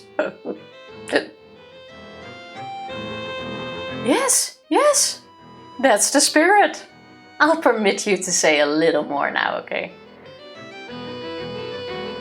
Blood circulated through my whole body. My numbed senses were returning. Just a little more. While Shion is still holding Mion's... No, that thing pretending to be Mion's attention. Hurry up! I reflect on how impertinent I've been and swear loyalty to my big sister Mion for the rest of my life. So,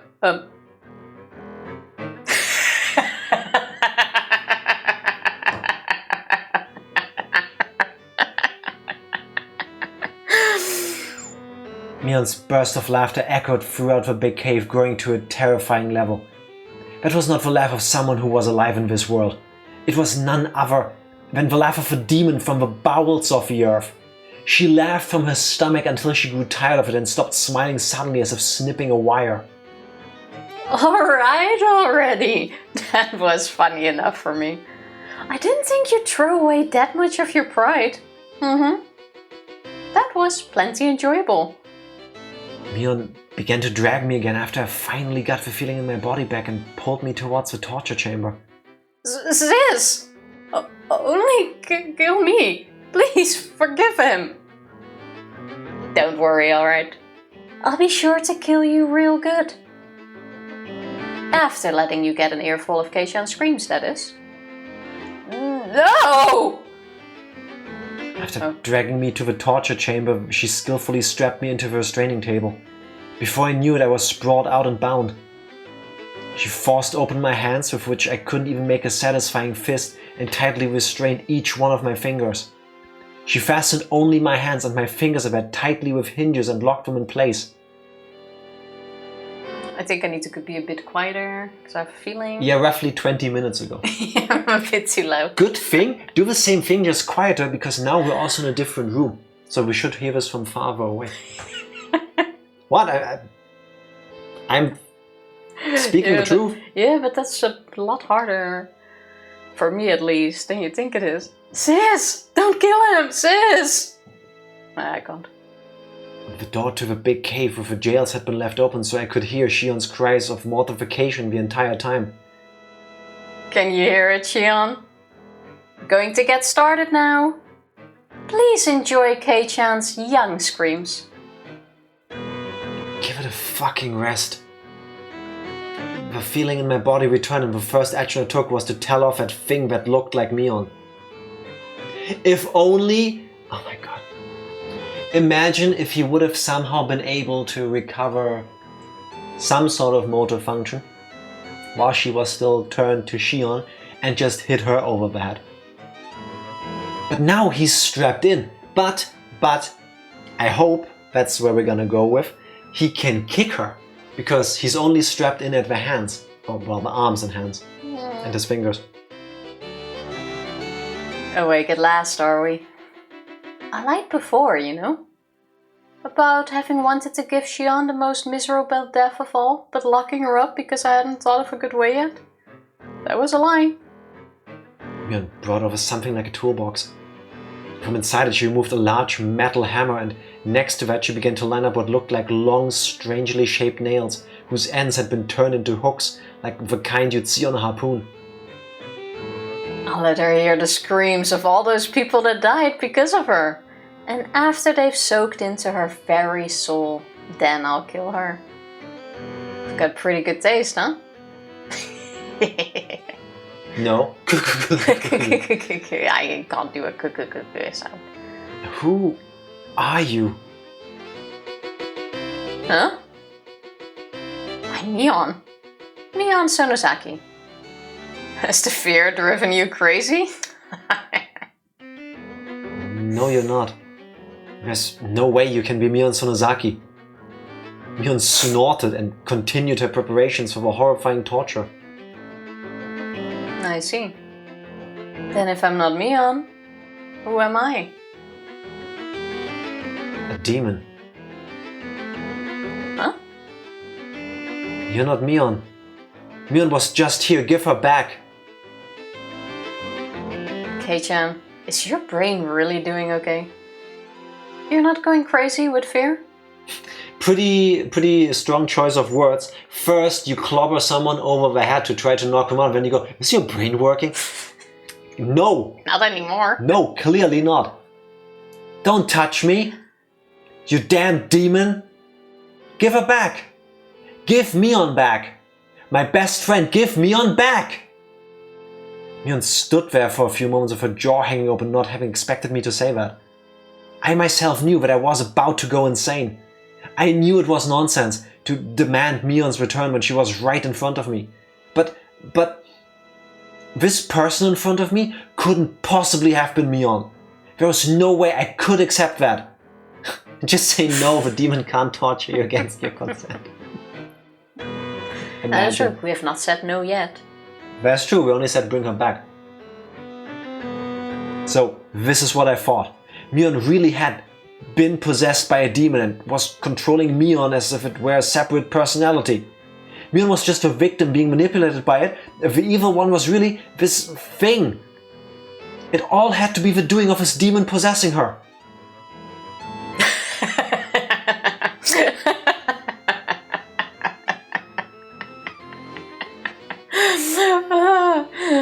When Mion had heard that, she started to guffaw, laughing so hysterically that she started to cough and almost choked. Keep going. Make her laugh more. You really are a piece of work, you know that? In this very moment, Mion Sonosaki is trying to kill you, and you're trying to reject me? I never knew there was such a funny person in all the world.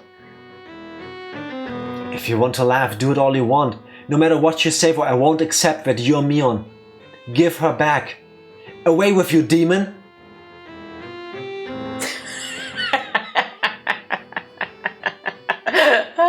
Kei-chan, are you trying to kill me by drowning me in my own tears?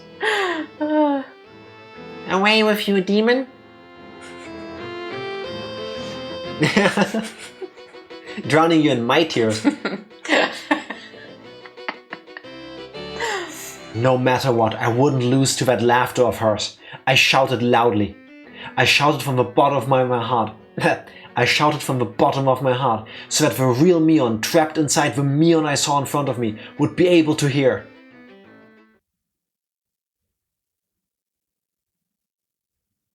You can do it, Mion. Don't lose to this piece of shit demon. You're strong. Show me how strong you are.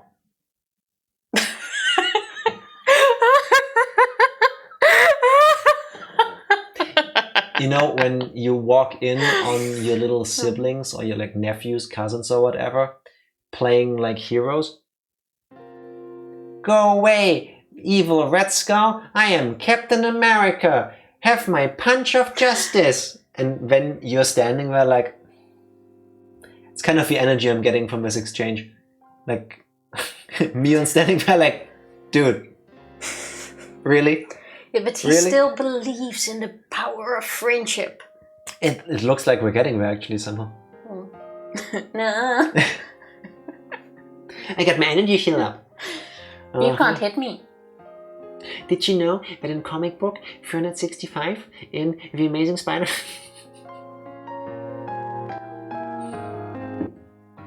This is a wild game. Wait. No, I moved, not you. The tears welled up and flooded down her face. Her hands were busy with her restraint, so she couldn't even wipe them. She just let them flow. Please, Mion! Mion! Where did you lose to a demon like this? You're not that weak, are you? Don't lose! Fight! Fight! Mion, desperately enduring her laughter, pressed one of her long nails to the tip of my left pinky. In her left hand was the hammer. At her side were dozens more nails. I could tell what she was about to do, though I wish I couldn't. Even so, I couldn't afford to be scared. That was why I shouted.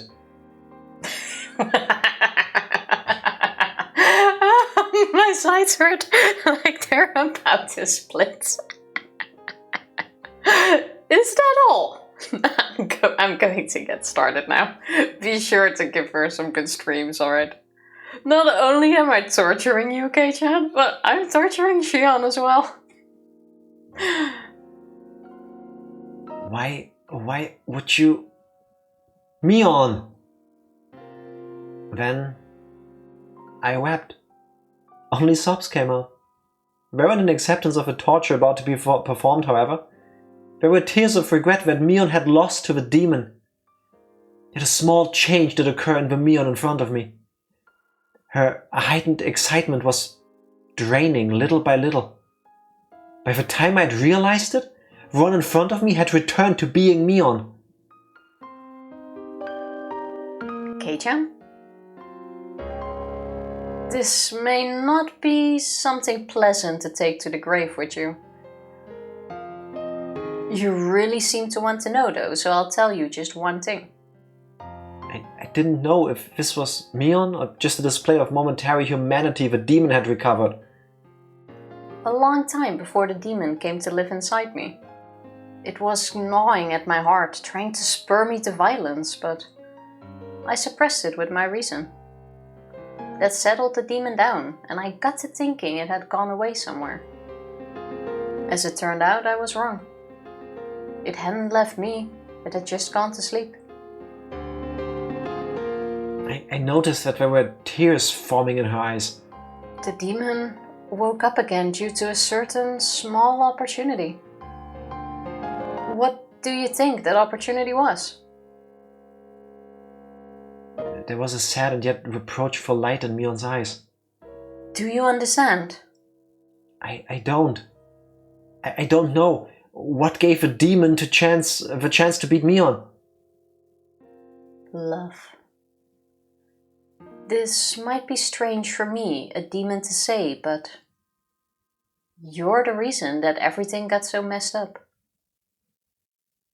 The tears welling up in her eyes spilled downward all of a sudden. At the time, if you had given me that doll you got without hesitating, maybe everything wouldn't have gotten so twisted.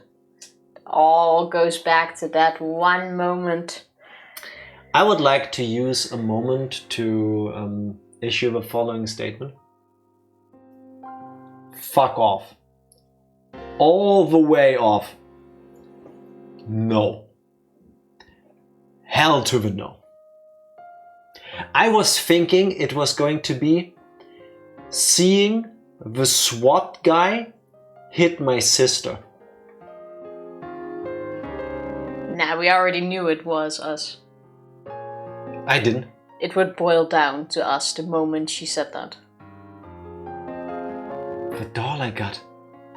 That doll that I got when we had our club meeting at the toy store that Sunday. It's been less than a week. Yeah. You probably can't understand. I wouldn't expect you to. But you see, all sorts of things started falling over like dominoes after that. And soon it was too much for me to control. It only makes sense that you wouldn't be aware of knocking over the first one, since it was so small. But you're the one who set it up. That can't... Me!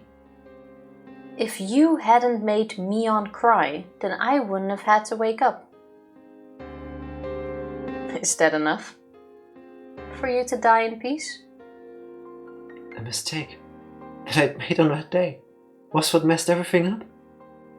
That can't be, can it?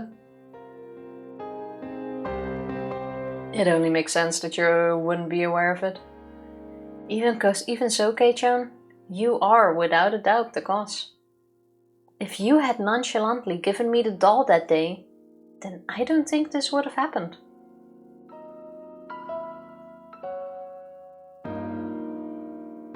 I wanted to say like I just remembered something as I recalled that day. Rena had told me about that and I thought I had apologized. I didn't apologize to Mion though. It had been Shion. In other words, oh god, I hadn't said a single word of apology to Mion. Today I came to this house saying I had something to apologize for, but I never said a word of apology about this. Come to think of it, when I apologized for going to the ritual storehouse, Mion looked a little bit lonely, like she was disappointed. Why didn't I realize that until just now? Reina told me at the time, and now she herself, no, the demon was telling me. It's the only way for a dense idiot like me to be cured, to die altogether. I could no longer hold back the hot tears from pouring out of me. I just cried and reflected indifferently on the taste of my tears, on the taste of regret. Can I start now then? This method of torture is very simple. I'll nail one of these into the joint on the end of your left pinky finger. Then I'll nail each one in order until I get to your thumb. And then I'll go back to your pinky and nail one into the joint in the middle. So on and so on until I hammer 15 nails into your left hand. When that's over with, I'll do your right hand next. And after that, if you're still conscious, I'll tell you. Wait, that's still me. There are a lot of nerves bundled in your fingertips, so it hurts far more than you could imagine. Some people apparently pass out before you finish hammering 30 nails into their hands, so... Mion pressed the tip of a nail to my left pinky finger. My wrists, my arms, and all the joints on my fingers were strapped in so tightly it hurt and I couldn't even twitch. I didn't hesitate at all when I was torturing the others. Why do I hesitate now? If this will satisfy your demon, Mion? If it will sate the demon, then do to me what you will.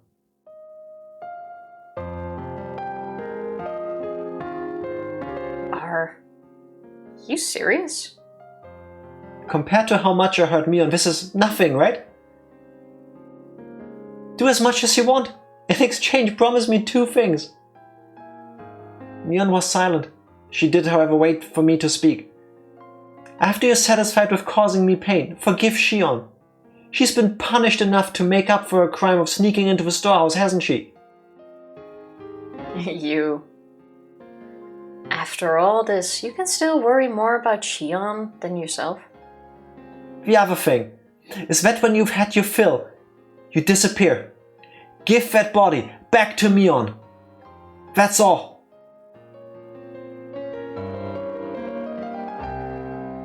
You know, are you not even considering possibly begging for your life or anything? Can I ask you to promise 3 things instead of 2? The third is to leave me alive. You said 2 in the beginning, didn't you? So you can't have any more. That's a shame. In such an abnormal situation, Mion and I laughed quietly together as if sharing a stupid joke. I probably won't keep these promises, understand? I'm a demon after all. Yes, there's nothing I can do then. I recall tightening my hands into fists when enduring the pain at the dentist's office. I know though, they were opened all the way to my fingertips so I couldn't even grip them. So instead I tightened my toes. Okay. Do it. I've prepared myself already. So do it. You're waiting like this to hammer the nails in a scarier. It's going to diminish my readiness after all. Mion put down the hammer and gently stroked my cheek. Kei-chan, I'll agree to just the third thing, okay? Huh? My third wish. To save me. She'll agree to it. Your first wish, to save Shion. That's long done for. The demon will kill her. It's already been decided, so I can't stop it. So give up on that. Her delicate fingers slid from my cheek to my chin. As for your second wish, to give this body back to Mion, that won't happen either. After today, Mion will never come back. From today on, even if my body is here, it will just be a body. Because the Oni has taken it over. One moment. But yeah, this is a little bit over the top. Being a stupid teenager and fucking up socially is one thing. Just a little. I need to know at the end of the game why all of this is happening.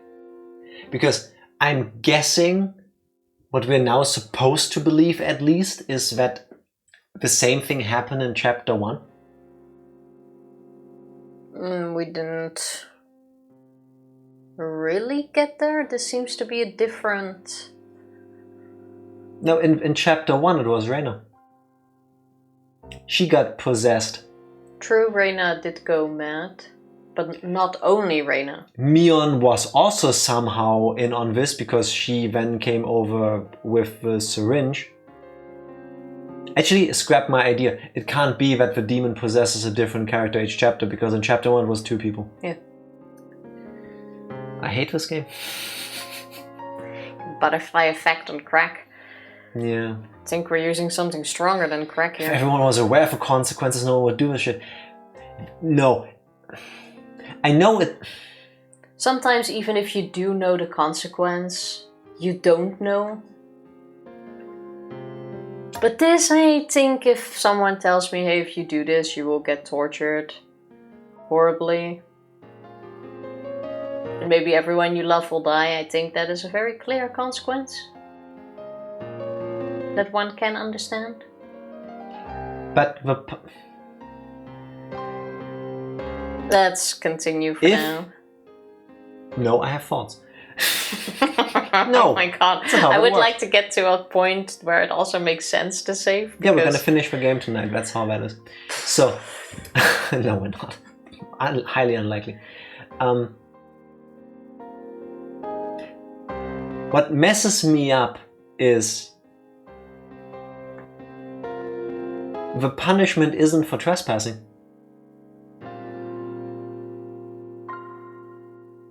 This is all ultimately punishment for not giving her the doll. Well, I think that's what unlocked the demon, but the demon does need some justification to do it, and it got that when we trespassed. Like now it was just awakened and willing to act on things happening. Maybe the demon would have slept if we would have given her the frickin' doll. Yes, but now it was awake. Something has happened where justice needs to be served, so it acts on it. This is not justice. In the demon's eyes, it's justice. Also, I do like the fact that they are explaining that this is the demon, because I don't know what cocktail of mental illnesses a person has to have to act this way. But it ain't good. Burn the doll. It's too late for that, Skinner. If we did that... It's too late. Then the same thing would have happened. I wonder if that would have been a better solution. No. Congratulations on being first. And on being second. And on spiting being yourself. third. While spiting yourself, yes. Let's see where this is going, because I feel that it's still not over yet. That isn't true. Mion is... Mion. Don't say such sad things like that she won't ever come back. Can you hear it? That sound. Is it the cicadas crying? Mion gently closed her eyes and listened. I definitely heard it as well. Slam. I'm guessing Ooishi is finally coming. Slam! Still waiting for that filet mignon. It was a dull noise that repeated at fixed intervals. A low noise accompanied by vibrations. A lot of people were ramming the iron doors to this underground ritual storehouse. Ooishi is coming. Thank you. It's about time. But Mion is currently filleting us. Yeah. Oh, she's tenderizing. She was about to tenderize us with a hammer and nails. You're late. So Reina probably called Ooishi. That spaced out girl being so quick thinking was the one thing I didn't anticipate. I'll agree with you there. She grinned like she'd been outwitted, then took something that looked like an electric razor out of her pocket.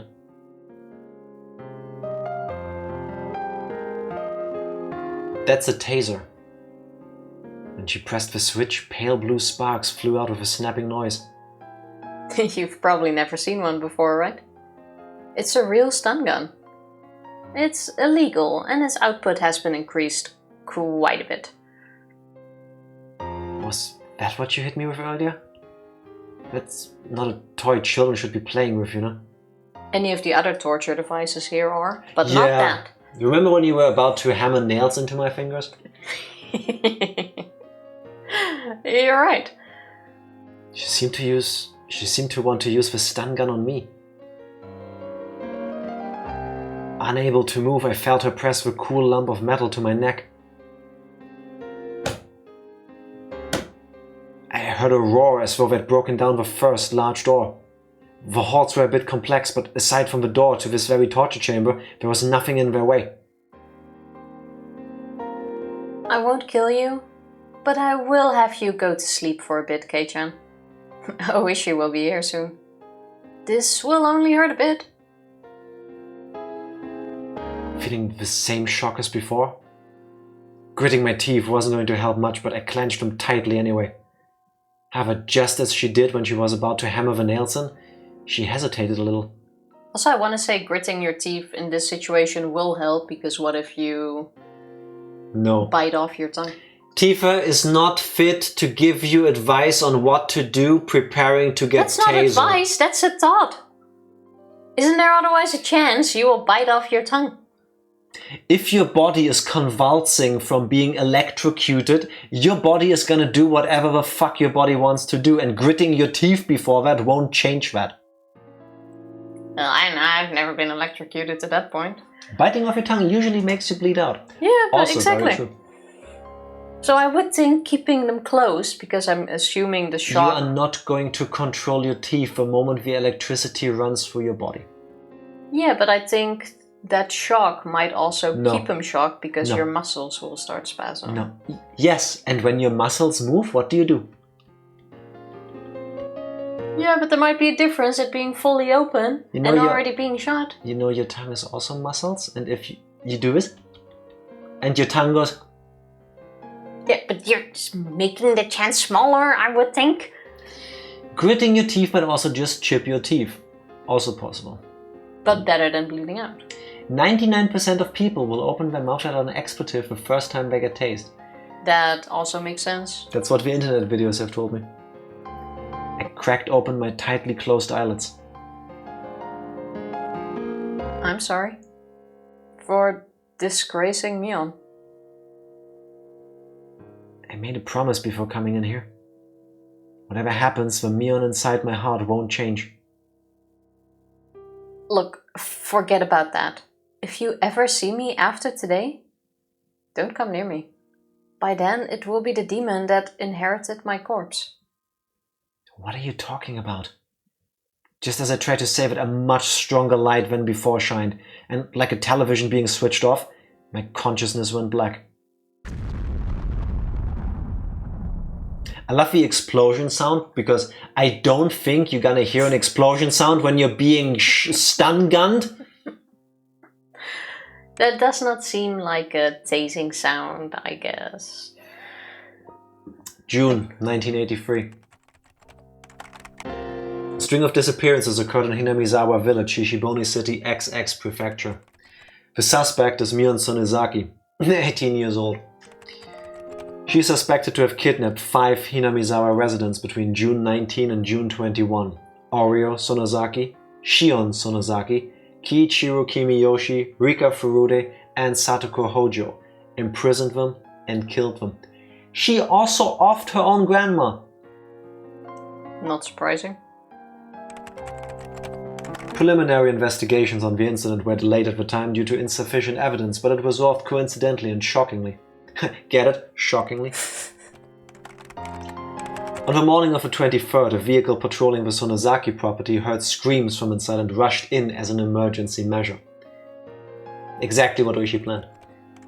They secured the suspect's missing younger sister, Shion Sonozaki, and her 2 missing classmates, Keiichi Maebara and Reina Ryugu. The suspect fled the scene.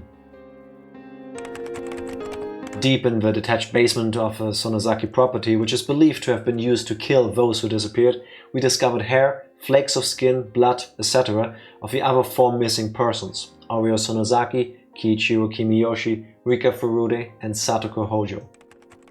We concluded that the missing persons were tortured in the torture chamber. However, their remains have still not been found. At one of her imprisoned classmates' advice, we continued searching the detached basement of the Sonozaki property, which was where they were imprisoned, believing that they were there. However, we still have not located them or the suspect's escape route.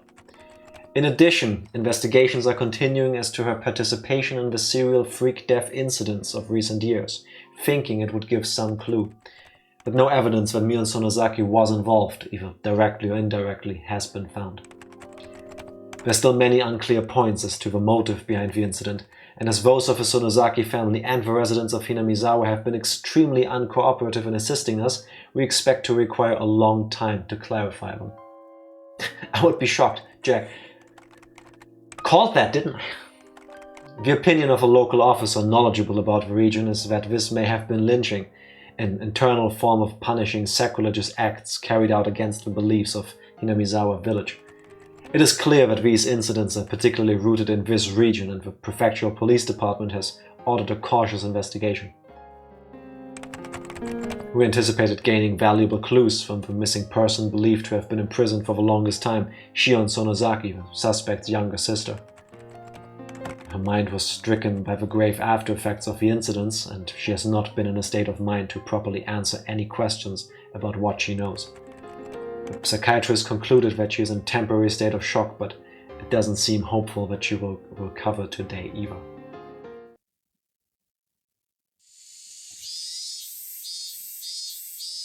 Only a few days passed since that time.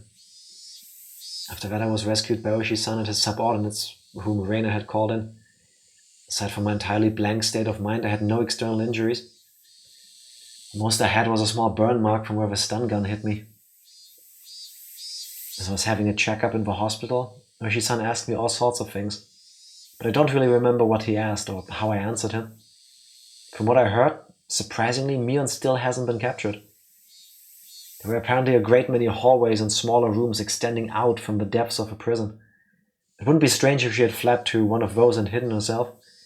The one fortunate aspect amidst all the misfortune was that Shion had been safely secured by the police. When I last saw Mion, she seemed like she was going to take me with her and then kill me. She probably didn't have enough time to, though, since Ooishi-san came running in faster than she predicted. That was the only really fortunate thing to have happened. Of course, we rescued Shion. Despite having no external wounds, I had a big, deep wound in her heart. She was in a severe state of confusion when they rescued her, and apparently she bit the police officers trying to resist. From what he heard, she was seeing Mion and everyone she saw. Hated not only the hospital, but even her own home, and had shut herself up somewhere in Shishibone, hiding her location. Additionally, in fear that Mion would come for her, she was moving from place to place every day, and even her parents weren't sure where she actually was. Wherever she was living, even now Shion was spending her days in fear of Mion's shadow. So they let this kid out of their sight, who just went through a traumatic experience, let her move from location to location in the, oh, if this is what she needs to get better, let's go ahead. And then they lost Trace of her on where she is now hiding. Like, what the fuck? Yeah. The police were investigating the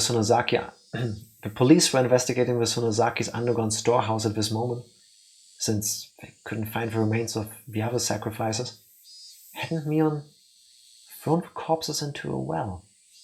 I had a feeling I'd said that to her. That meant a hidden tunnel, vertical like a well, was somewhere in those underground passages. The secret underground without any maps or architectural drawings, which had swallowed up the remains of Rika-chan, Satoko, and everyone else, was still unwilling to speak the truth. Was brought back to the basement again too for an on-the-site inspection or something. I didn't remember being any help. Never wanted to go back there again.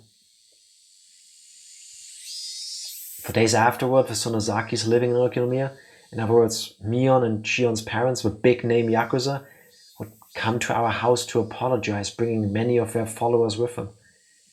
However much my parents refused it, they piled up many 100,000 yen bills, calling it consolation money every day. The amount of money grew each day, and after it passed 2 million yen, they were then given an envelope containing a letter. I don't know what was written in the letter. My parents talked about it by themselves for 2 whole nights and decided to move away. When I say 2 million yen is like 200,000 bucks? That could be true. Let's have a very quick look. What did they get? 2 million yen? Yes. 2 million yen in euro is... Oh, 12,000. Oh, that's nothing. That doesn't sound like it's enough. I mean... That's not enough hash money. Plus inflation, let's round up generously and say it's 20 grand nowadays. That is not enough hash money. That still doesn't seem like it's enough to pay somebody for all of this. Yeah. No. I see. You're moving, huh? When? At the end of next month. I won't even have been in Hinamizawa for half a year. I'll be lonely. I'm the only one left. Rena smiled sadly. If I just said, yeah, I thought it would make her even more lonely, so I changed the subject. Here's something to think about. That's how I broached it. Mion hadn't actually fled, but had been demoned away in the truest sense of the term. Where she went after she disappeared? That we didn't know. What was there? Where she had disappeared to? I hope there was a hobby shop dealing in imports, the kind Mion liked. In that place, she would definitely be free from the burdensome fetters of her family. And live not as Mion Sonozaki, but as just Mion and enjoy herself. Maybe she's already met up with Satoko and Rika-chan. They must also have been waiting for the day Rin and I would join them, spending all their time doing club activities, as lively as they always were. When I told Rena that, she smiled and nodded to me. That does not make it better. The incidents the Sonozaki family had been trying so hard to hide too were exposed to the magazines from this single tiny scene.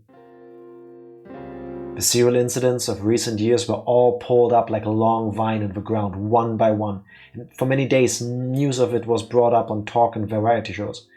The shows, which were comedic and silly, never once tried to touch upon the grim, heavy history that Mion had been bearing. It made me mad to see them bringing this stuff up in jest, but there was nothing I could do about it now. How big an impression would these short few weeks I spent in Hinamizawa have on my life? During these few weeks I met my best friends and had the best experiences of my life. I would probably never forget it for as long as I lived. As for the distorted image of Mion that the media created, after the mask got tired of treating her like a plaything, they would ball her up, throw her in the trash, and then she would fade from their memories. As one of a few people who knew the real Mion, I must always make sure I remember her.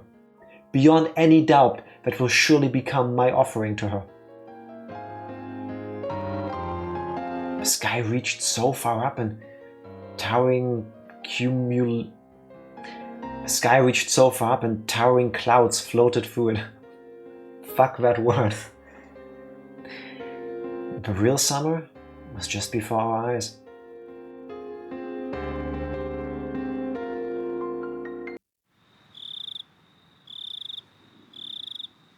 Even now, whenever 10 p.m. came around, I would expect a phone call from Shion, or Mion rather. Now that everything was over, of course she would never call me. But it was precisely because she wouldn't call me that I was scared of who would call me this time. Plus, Mion still hadn't been caught. I couldn't say for sure that everything was completely over. On the other side of that fear though, were my prayers that Mion was safe. When I thought like that, I was able to sleep even with such terrifying thoughts. The lights were off. Before, her attacking when the lights were off was something that scared me. However, that feeling changed to regret within 2 days. The moonlight filtering through the gap in the curtains shone on the desk and illuminated it all. That's right. The doll that I should have given to Mion that day. She said it was an import from England or something, and that was all the rage, didn't she? From what Shion said, the most popular among them were the ones wearing the fluffy dress. After being released from the incident, the first place I went to was that toy store. Everything was apparently sold out besides the things on the storefront displays. I was refused once when they said they wouldn't sell the display products, but when they realized I was survivor A from that incident, they immediately consented. Of course, even if I bought it, I might never have a chance to give it to her again. Even knowing that, I waited for the opportunity to give it to her. I waited like this, for the opportunity, with it on the desk so I could give it to her at any time.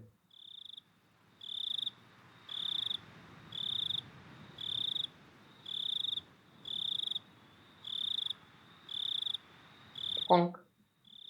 There was a weird noise. It was a noise I wasn't used to hearing. It was too big to be raindrops and was completely different from the sound lost bugs make when... Maybe I should breathe in between sentences. I have a feeling we're almost done. I give it 5 more minutes. Can I have 30 minutes? What could possibly go wrong? My day tomorrow.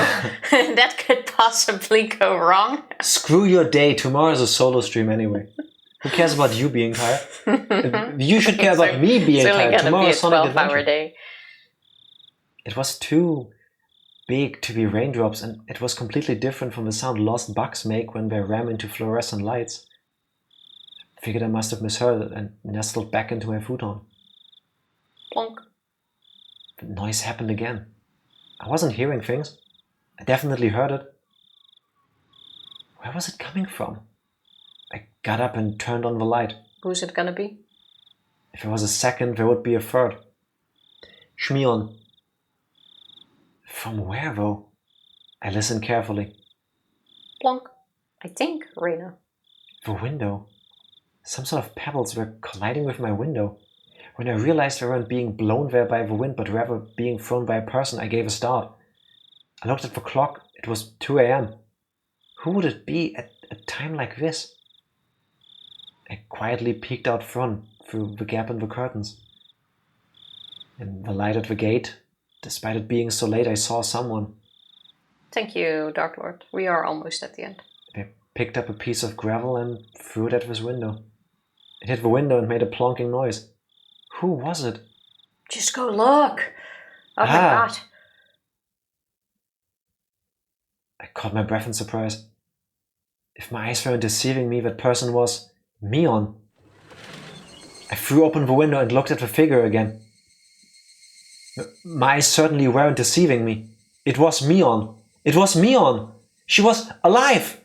Mion pressed her index fingers to her lips and made a shh motion so I wouldn't shout. If she hadn't, well, I was nearly about to cry out. Mion was in a very delicate position right now. Even if it was in the middle of the night, I shouldn't call out her name. I waved to her, gesturing that I'd be right over, flung on my coat atop my pajamas, and flew out the door. How did we turn? I quickly hit the brakes just before going down the stairs. Although happiness was sprouting within me, I had the sad feeling that this would be our final parting. So I went back to my room again and grabbed the doll. If there was a God, I don't think I would have ever thanked him as much as today. Even if it would be the last time we saw each other, I was so grateful for this one chance to give it to her. I slipped into my sandals, unlocked the door, unhooked the chain, and leaped out of the house. Mion! It's been a while. 2 days. How are you? Been doing alright? It was like how we used to meet every morning. Mion waved to me and responded like she always did. It was doubtlessly Mion. It was the real Mion. Are you alright hanging around this place? I really shouldn't be. She certainly wasn't acting like she knew the police were following her. It was almost like she was a patient who had gotten tired of staying in the hospital and snuck out. Her speech was relaxed enough to make me think that, and I couldn't help but be surprised. That relaxation, I thought, was more like Mion, and I was happy for it. Anyway, what's wrong? What do you need at this hour? To kill us. There is no way we're not going to die, at least here. I wanted to talk to you one last time. That was when I noticed him. On Mion's forehead were big droplets of sweat. Her expression too, which I had thought to be a satisfied smile, was, upon closer inspection, trembling slightly, and I realized that she was forcing it. Remember the if you see me again, I'll be dead. And it's the demon. It's like is she sweating because she's fighting the demon inside of her? I don't think she's still there at this point, but well, I I can't stay for any longer. A pained note was beginning to enter her words as well, as if just smiling was a feat for her. Are you alright? Are you not feeling well? I tried so hard until now, but I can tell. I'm done. This is my limit. They're about to come up behind me to take me away.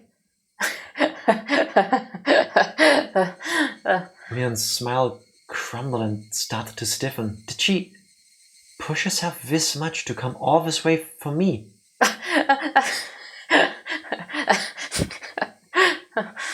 Her laughter cut off and changed into rough breathing. I reached out to rub her back, but she knocked me away. Are you okay? Don't force yourself. Oh, that's right. I had something to give you, Mion. This doll. I had wanted to do this one last thing because I knew how little time you had left.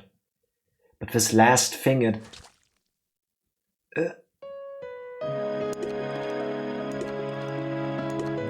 The next time you see me, run far, far away, because it will be the demon. Had to finish the job. My stomach is burning.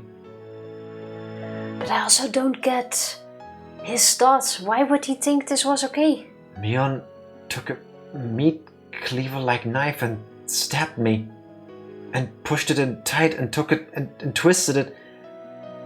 Mion? Hey, what? It hurts.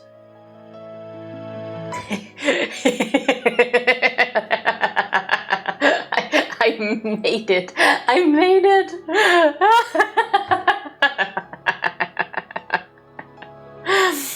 I cowered on the ground. My stomach was so hot it was almost spewing fire.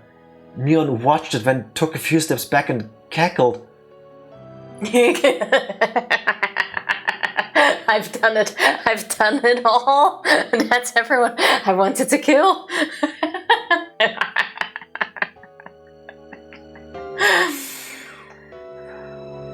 The last words Mion left me with that day came back to me. After today, Mion will never come back. From today on, even if my body is here, a body is all it will be. By then the demon will have taken it over. The demon. The demon. The demon.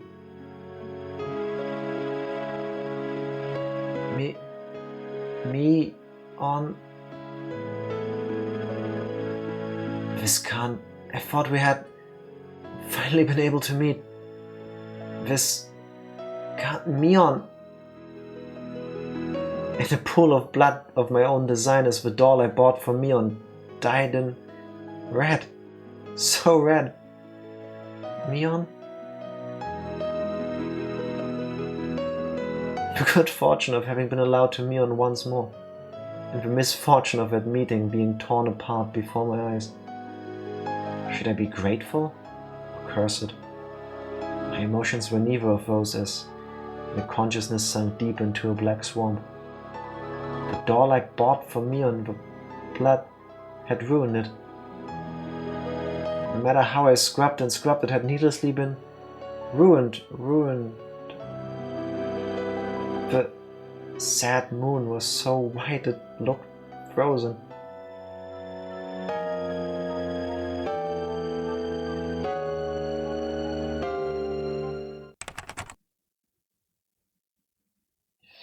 Tifa have been waiting her whole life for that.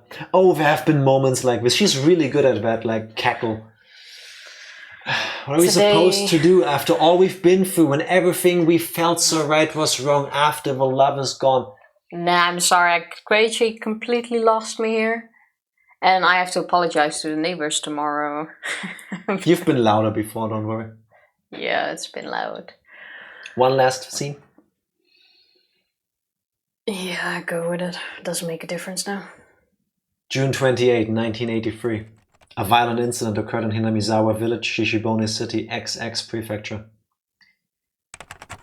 The victim was Keiichi Maebara, also a victim of a previous string of disappearances. At around 2 a.m. he was stabbed in the stomach with a bladed object by the suspect of the last case, Mion Sonozaki, and was gravely wounded. He was discovered when his parents woke up and was then transported to the clinic. He escaped death. The criminal fled the scene. On the same day at approximately the same time, a fall accident occurred in the Kamishiki apartment complex in Shishibone City, XX Prefecture. The victim was Shion Sonozaki, also a victim of a previous string of disappearances. Late on the same night, neighbors overheard her having a big fight with someone and informed the manager. The manager used a master key to enter the room and discovered that the victim had fallen from her 8th floor balcony to her death. The room had been torn apart and appeared to show traces of a fight. One neighbor has frequently visited the Sonozaki house for a long time and testified that he heard what sounded like just the two sisters having a fight, trading insults back and forth. We believed this was related to the injury case that occurred the same day in Hinamizawa village, perpetrated by said incident suspect. and did a thorough search of her room, but we could not find any traces that would imply that anyone but the victim was present. The victim fell straight down into the foliage of a parking strip. Her neck broke and she died immediately. Her clothing was disheveled and had markings that would imply a scuffle. We also believe, however, that it could have been an insanity-induced suicide attempt based on the particular mental state of the victim after the incident. We're conducting a thorough examination on both fronts, suicide and homicide.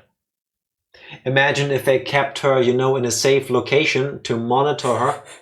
Nah, it's okay to just let her do her own thing. Yeah, no biggie, right? Exactly. She's used to traveling back and forth between places. What could go wrong? Only for 5 minutes. No.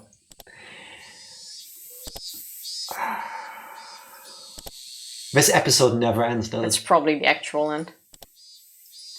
This episode never ends. Bruh. Is this the last bit before the end? She needs sleep. I know that for a fact. If this is the last bit, I'm willing to go for it. Yes, okay, go for it. But... Alright, fine. I trust you guys on this one.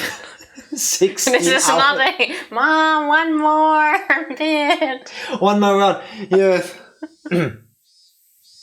Only for 5 minutes, understand? Please, try to not excite him.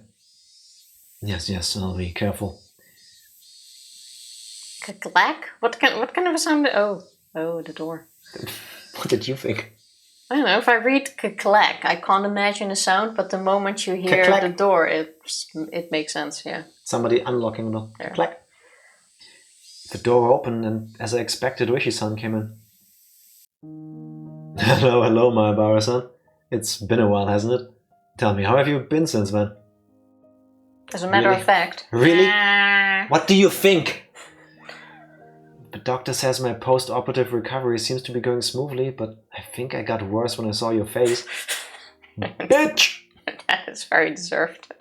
You wound me. As Sushi-san gave a laugh that smelled of sweat, he handed Mom a bag of his hotted candies he must have purchased from the souvenir corner on the first floor of the hospital. Excuse me, Mrs. Maebara. Would it be possible for me to talk to Keiichi-kun for just a few moments? No, he is a minor. He has been attacked and used by you. We are staying. Can I borrow him for No. 30 minutes for a short walk in the park? Mom clearly wasn't pleased at the thought of a police officer talking to her son without her there. Yeah. Good, Mom!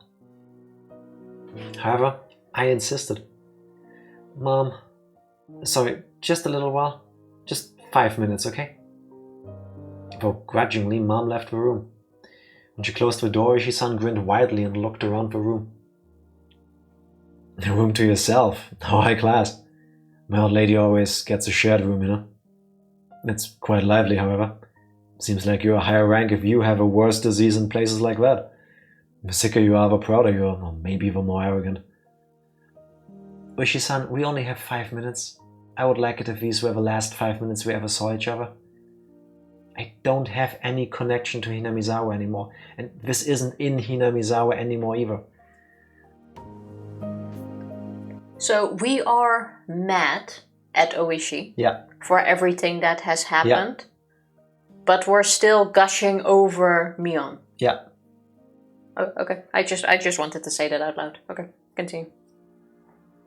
Yes, because there aren't any general hospitals in Okinomiya. Mind if I take a seat? Down we go. This was a large university hospital in Shishibone City. It was splendidly urban, entirely different from the likes of Hinamizawa and Okinomiya. It was hard to believe Hinamizawa was part of the same city. When does it look like you'll get transferred? Don't know. I'm ready to go whenever. Our moving plans were delayed a little because of my serious injury. My parents had already left the house in Hinamizawa though and were living in a new one. They planned to have me transfer hospitals to be closer to the new house once I'd recover enough to be taken there. So our parents still decided to move further away? Tifa, it's the 80s. From us living in the hospital. The fact that they have a new house, that is one thing. But Tifa, to it's the then 80s. already live there, away. It's the 80s. Why do you think us millennials turn out the way we have? You know, actually showing empathy and emotions and trying to tell other people that, you know, emotions are fine and it's okay to have them. You know, stuff like that. Yeah, What sure. can I say? They're boomers. Please don't come to where I'm transferring. I really will get worse then. Man, you really do hate me. May just be my job, but that stings. That's why I brought you all kinds of lovely souvenirs in atonement. You didn't need to bring an assortment of cookies for that. Well, you see, there aren't actual cookies in there. Look. Ooishi-san pulls open the can of cookies and... Nah? Ow, ow, I'm stretching my scar. I didn't know what you were into, Maebara-san, so I brought all sorts of things. Why do I think he brought porn magazines? Oh, manga. Okay, cool. Yeah, we found these in Mion's house. And you know, it would be a waste to throw them away, right? It's my dick in a box. Oh, that would be horrible. No. Skinner, he said it's a can, not a matchbox. You set yourself up for that one. I understand it was cold that day, but still. Still. You can't expect to come in with a line like that and not get that back. Come on. I didn't know what you were into, Maebara-san, so I brought all sorts of things. See? All sorts of cute looking ones, from westerns to comic strips. Lately they have this sort of age manga aimed at girls too. See? I told you there was gonna... Don't bring porn in here! Take them away and go home! Ow, ow, ow! And you weren't even that far off. I thought for sure a healthy young person like you would be feeling a little needy being cooped up in a place like this for so long. If you stay here too long, the only fetish you'll end up with is a nurse one, you know? There are plenty of other beautiful things in the world besides nurses, after all. Don't decide what to major in now. Keep your options open. You need to be a more all-around type of person. Out of all the uncomfortable conversations I've had in my life, I can safely say I never had to have a talk about my sexual proclivities with an older police officer after I'd been stabbed almost to death by my BFF slash almost girlfriend slash insane sicko murder person. Still hoping she will be my girlfriend person. Yeah. I gave Ooishi-san's vulgar laughter a pained grin. Somehow, however, I understood. The fact that Ooishi-san was bringing it up like this meant that he must have had something important to talk about. The incident with Shion-san was really unfortunate.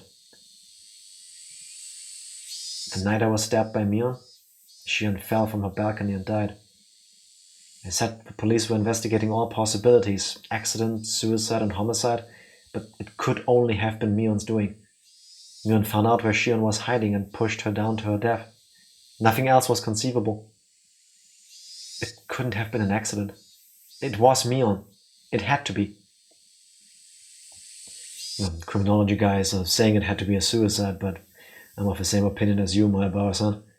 She pushed Shion-san and also stabbed you in one night. Yeah, there could definitely be a stab fetish unlocked here, but I think we have a lot of other issues to go through. For everybody, Tifa, that includes you, I am perfectly happy with the holes nature gave me. You don't need to add any to them. Has Mion still not been found? No, that's right. That's what I came here to tell you today. Yes, we actually did find her. What? Ow, ow, ow. Learning that felt rather strange to me. I was partly relieved that the incident was truly over, and I was partly sorry that my best friend had finally been caught. I felt many other things too. My heart was a maze of emotions. And that's not all. In the Sonozaki house catacombs, we found a hidden well.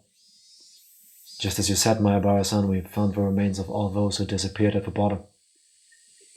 I see.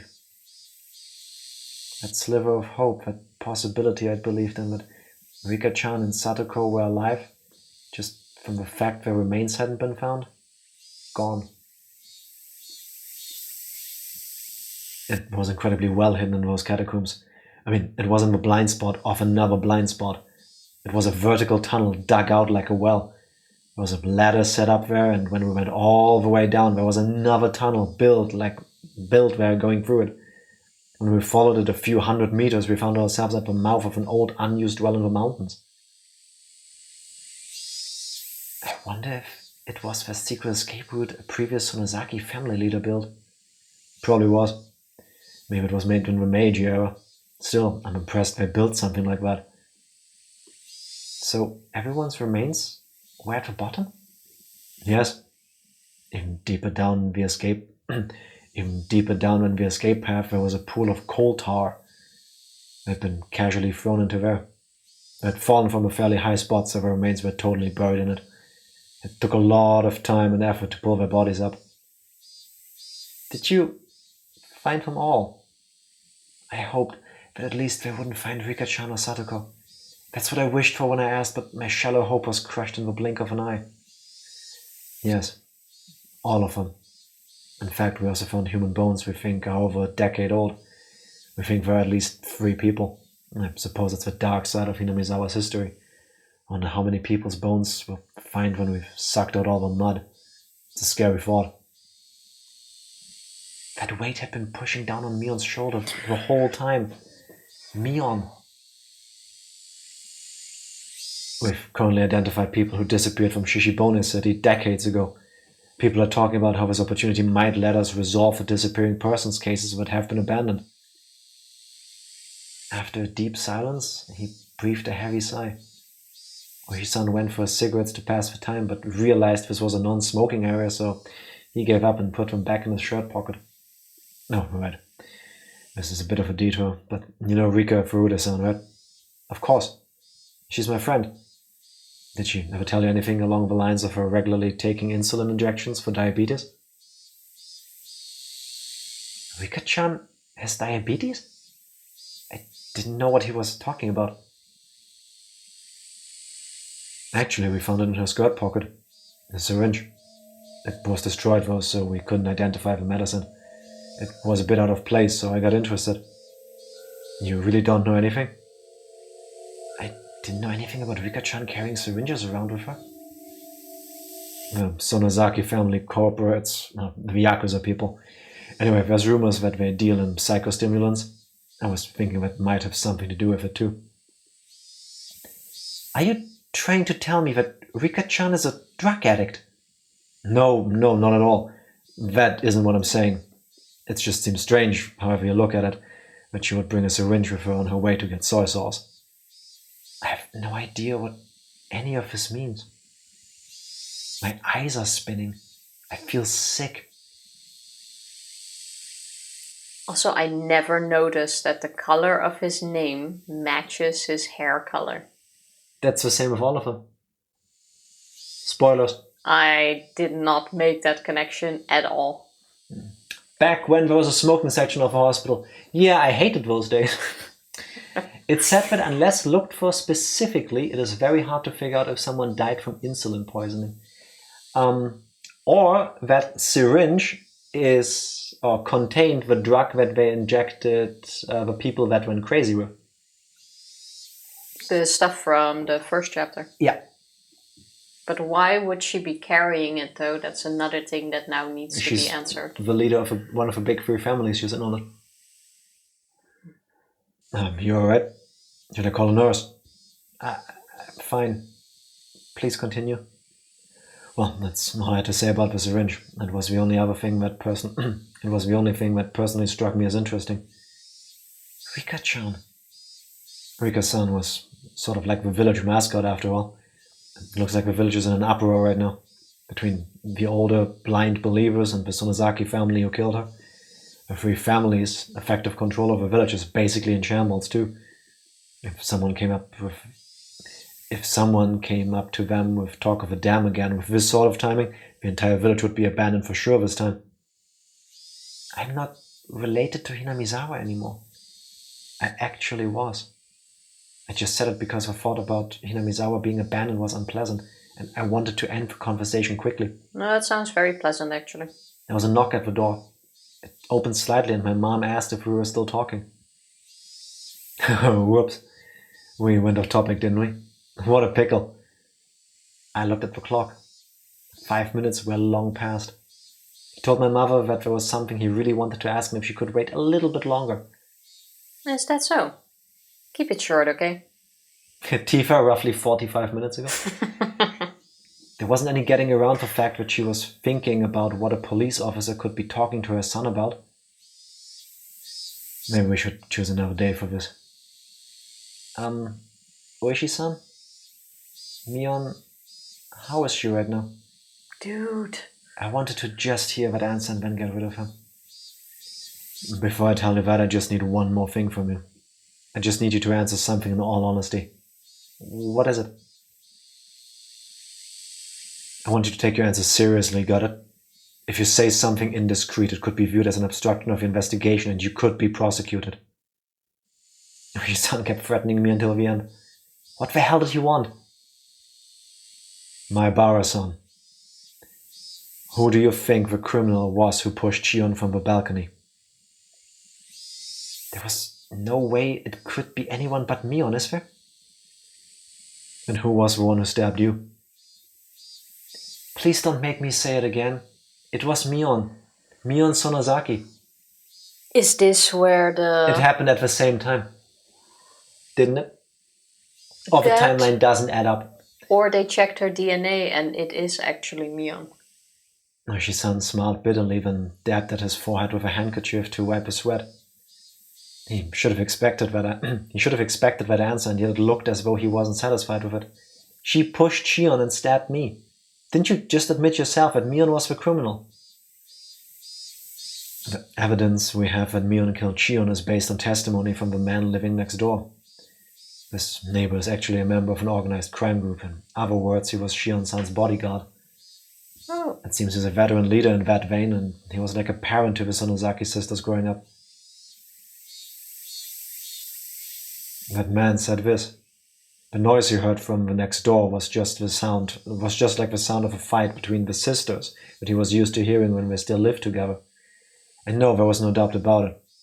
He said he heard Mion and Shion insulting each other and heard them struggling. At first, though, he thought it was a hallucination she was having brought on by her dementia. You see, he thought that because that sort of ruckus had been occurring every night. However, that night had been longer than the rest, and he claimed that he went to her room to give her a sedative. The noise died down when he got the manager to give him the key. He'd already decided he'd at least check up on her, and after she wasn't answering his calls, they took the plunge and unlocked the door. When we saw the room was a mess. Since Shion had been pushed over the balcony, they decided it had to have been Mion, and that's how it happened. Also, that means she wasn't fully alone. There was someone who knew where she was. In other words, he only heard from the other side of the wall. Plus, because the apartment's complex is connected to their organization, it doesn't have many residents. So they were the only ones who heard it happening. To reiterate, there was only one person who witnessed Mion Sonozaki.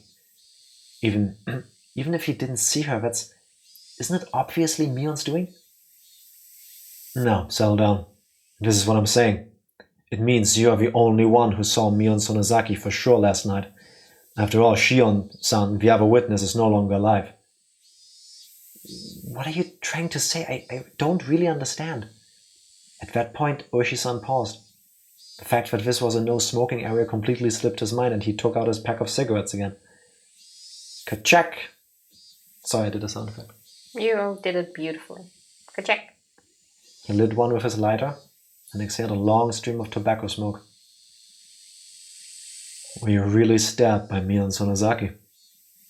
Yes. There's no doubt about it. The smoke Ooishi-san breathed out floated away like a thundercloud swept away by the wind. Ooishi-san, you can't smoke in here. The nurses will get mad. Actually, We found Mio and Sonozaki at the bottom of a well too. What? I did not see that one coming. It's Treon! Treon stabbed us! She fell to her death. We believe that as she was trying to escape to that hidden passage in the well, her foot slipped while climbing down the ladder. She fell to the bottom, broke her neck and died. Yes. The same way as Shion-san. She broke her neck. Well... What? That would have been such a good moment to end the game, come on. After you passed out that day, Mio and Sonozaki tried to escape using the hidden well, but her foot slipped and she died, as if beckoned by the corpses of the other sacrifices she dropped down there. But it doesn't make any sense, does it? The autopsy came to the conclusion that she definitely died that day. She didn't go back there after attacking you and Shion-san. She was already dead by then. My jaw was on the floor. There was absolutely no way that could be. Mion was the one that stabbed me. It had to have been her. There wouldn't have been anyone else to do it. Then who attacked Shion and me? Who was it? The one who attacked you was someone who was Mion Sonozaki and yet not Mion Sonozaki. My mind had become a complete mess and I was starting to lose my ability to think straight. Do you remember how Mio Takano-san died? Didn't you guys say this is almost done? Yeah, do not trust that judgment anymore, by the way. We're being Columboed over and over. I didn't... Yeah, you did too. That is true. I blame you, Skinner. Oh, I mean, yes. Takano-san. Yes, I think I heard that she was burned to death in some distant mountains. To be honest, I don't really remember how long it was.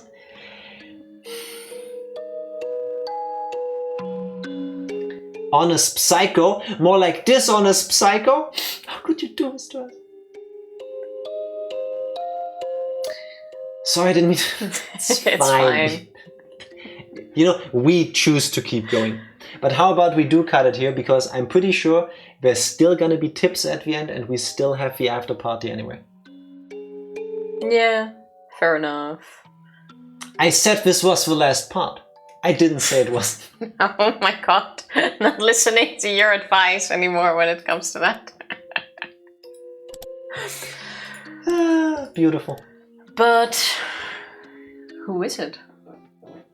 Well, we were told who it is.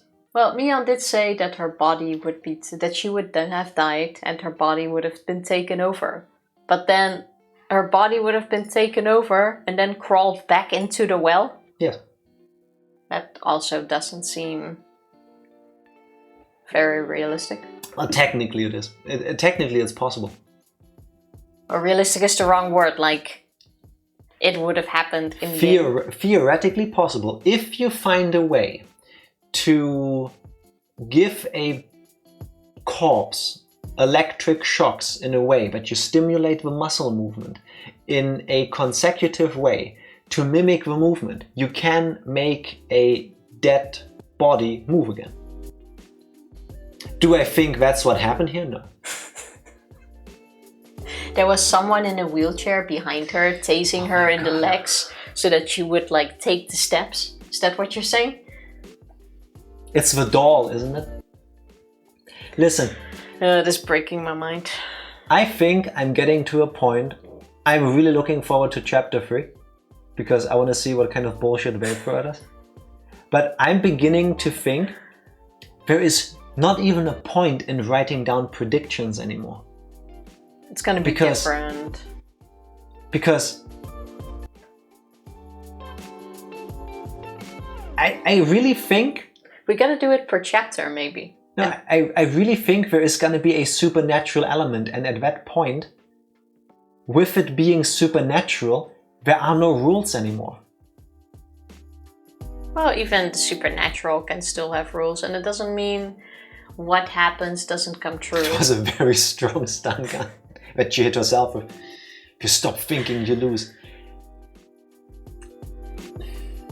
But we now got a lot of new parts compared to chapter 1. So I'm guessing chapter 3 is also gonna throw several new things at us. Could it be that Shion ended up committing suicide and the Sonozaki clan members all covered it up? Yes. Could it be that whoever performed the autopsy report for the Mion corpse they found at the bottom of a well obfuscated details to make it seem like it was actually Mion when it wasn't, because they were also being bankrolled by the Sonozaki family? Yeah. The thing is, we are being put into a story where once again every single possible thing can happen. Everything could be explained. Why does the autopsy report say this? Because the Sonozakis used their influence. Why did all of these people actually die? Actually, it's not something happening in Hinamizawa. It's somebody taking revenge for the dam project. Do the stories make sense wherever sister was present?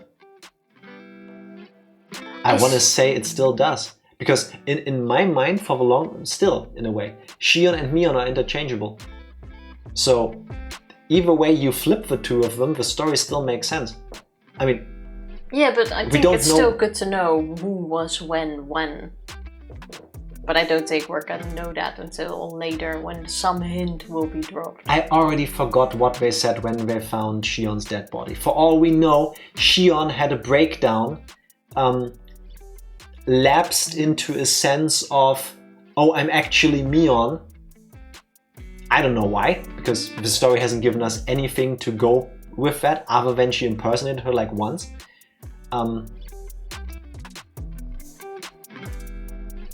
So then she stabbed us, went back home, and then died.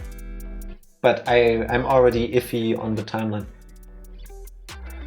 Difference matters, that's all I'm gonna say. I'm pretty sure that's like a super important part. But then again, in my mind, I have a hard time understanding why that would matter to begin with, because chapter 1 never had a Shion.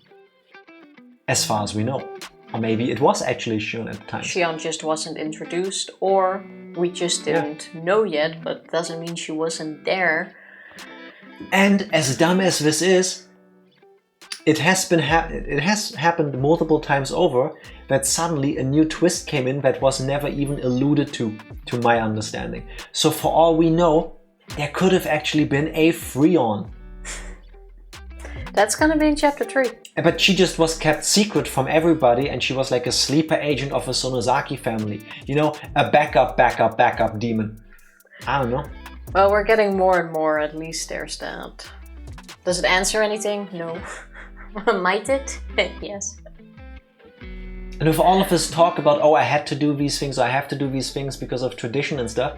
Again, if Shion and Mion switched roles, and they were both told, you have to play this part, otherwise Sonozaki family is being dishonored, I'm pretty sure they would have. They've clearly been brainwashed enough to do all of this other shit. For all we know, every single thing we found in that basement was fake. Everything. That is also true. For all we know, it wasn't that Shion or Mion killed the mayor, it was Rika. Because she stabbed him with a syringe with super poison that makes you go insane. It was... Actually, we don't know if it... Did he say it was empty or not? I don't recall. But this is also a discussion I'm going to cut short now. And then we can continue it on Friday, because I really want some sleep, because I didn't get any yesterday either. And it's going to be a really long day tomorrow. I am thoroughly confused. Tifa will not be around for the stream tomorrow because she says she has work stuff to do. So tomorrow it's finally happening. Sonic Adventure. Check solo stream. No, you Skinner. You take over then. Yeah, why don't you come over here? Take her spot. Gotta go fast. If you start walking now, you are not gonna make it. Just saying. Don't think you can run that fast. I'm happy you can now finally get to play It's gonna be a shit show. Sonic Adventures. It's gonna be a complete shit show. Every single glitch that can occur will occur. I will be so salty. All of my like rose-tinted glasses from my childhood, the love I have for this game is gonna disappear. High chance. Yeah. It's not a good game. Objectively, no, it isn't. But still, I love it. Just like Keiichi still loves Mion. Yeah, no, I'm sorry. They completely... Keiichi lost me there at the end. Like, that's... No. I guess this is how Stockholm Syndrome works. This is just... The no. Stockholm Sisters. No. Yeah, I draw the line at the torture and murder of other people. To then still go like, oh, I hope she has an amazing life. Actually, I draw the line at things way before that. But, you know, if we're escalating quickly, the moment you tell me, yeah, I tortured and murdered our friends, yeah, no, no. We still get to meet, and I can give you gifts. Yeah, no, nope. I think if you Google the word simp, it should have a picture of Keiichi from chapter 2. Yeah, there should be limits to this. Yeah.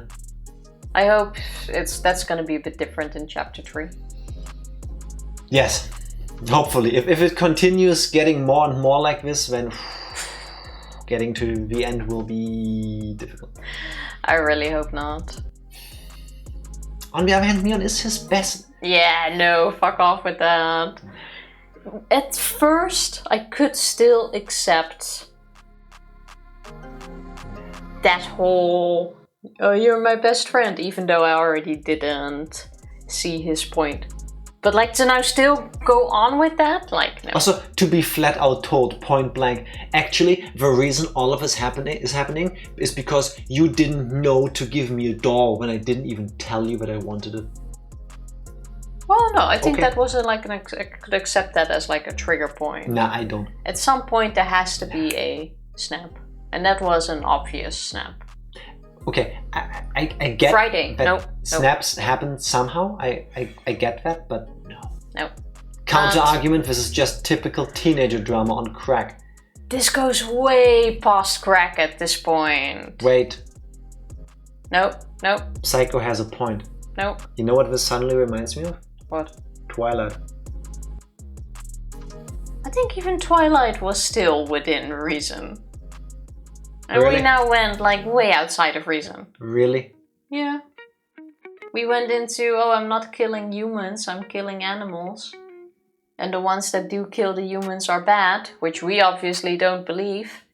Do I need to remind you of the amount of... I'm so happy I've got long hair for moments like this. Do I need to remind you of a... but he's a vampire. Yeah, But I love him. But a good one. Obviously. Yeah, no. Mm-mm. Should have gone for Jacob. No, Jacob is super creepy too. He looks at your baby and goes, I'm a hit that. No, that was only at the That end. was the weirdest, creepiest shit. To look at a baby and go... Yeah, but you didn't know that until like the end of movie 3. So before that it was Team Jacob. I don't care. No. Yiff in hell. No. No good boy. Bad boy. You need to stream with open hair, Jack. I don't want to actually, because my hair gets everywhere and I sit against it and that's annoying, and then I'm afraid it hits the microphone making weird sounds. So I will just show it to you every now and then. But I appreciate the sentiment. His hair does get everywhere. But he can't help it. I don't care. We should watch Twilight again. Yes, we should. Always makes me feel better. It's been a while. And that's how I successfully stalled the stream for another 5 minutes. I'm pressing the button. Anything more to say? No. Thank you everybody for hanging out with us. Thank you for the abrupt ending after the game keeps columbering us. We'll be back on Friday with Higurashi and tomorrow with Sonic Adventure. See you then. Bye! Bye!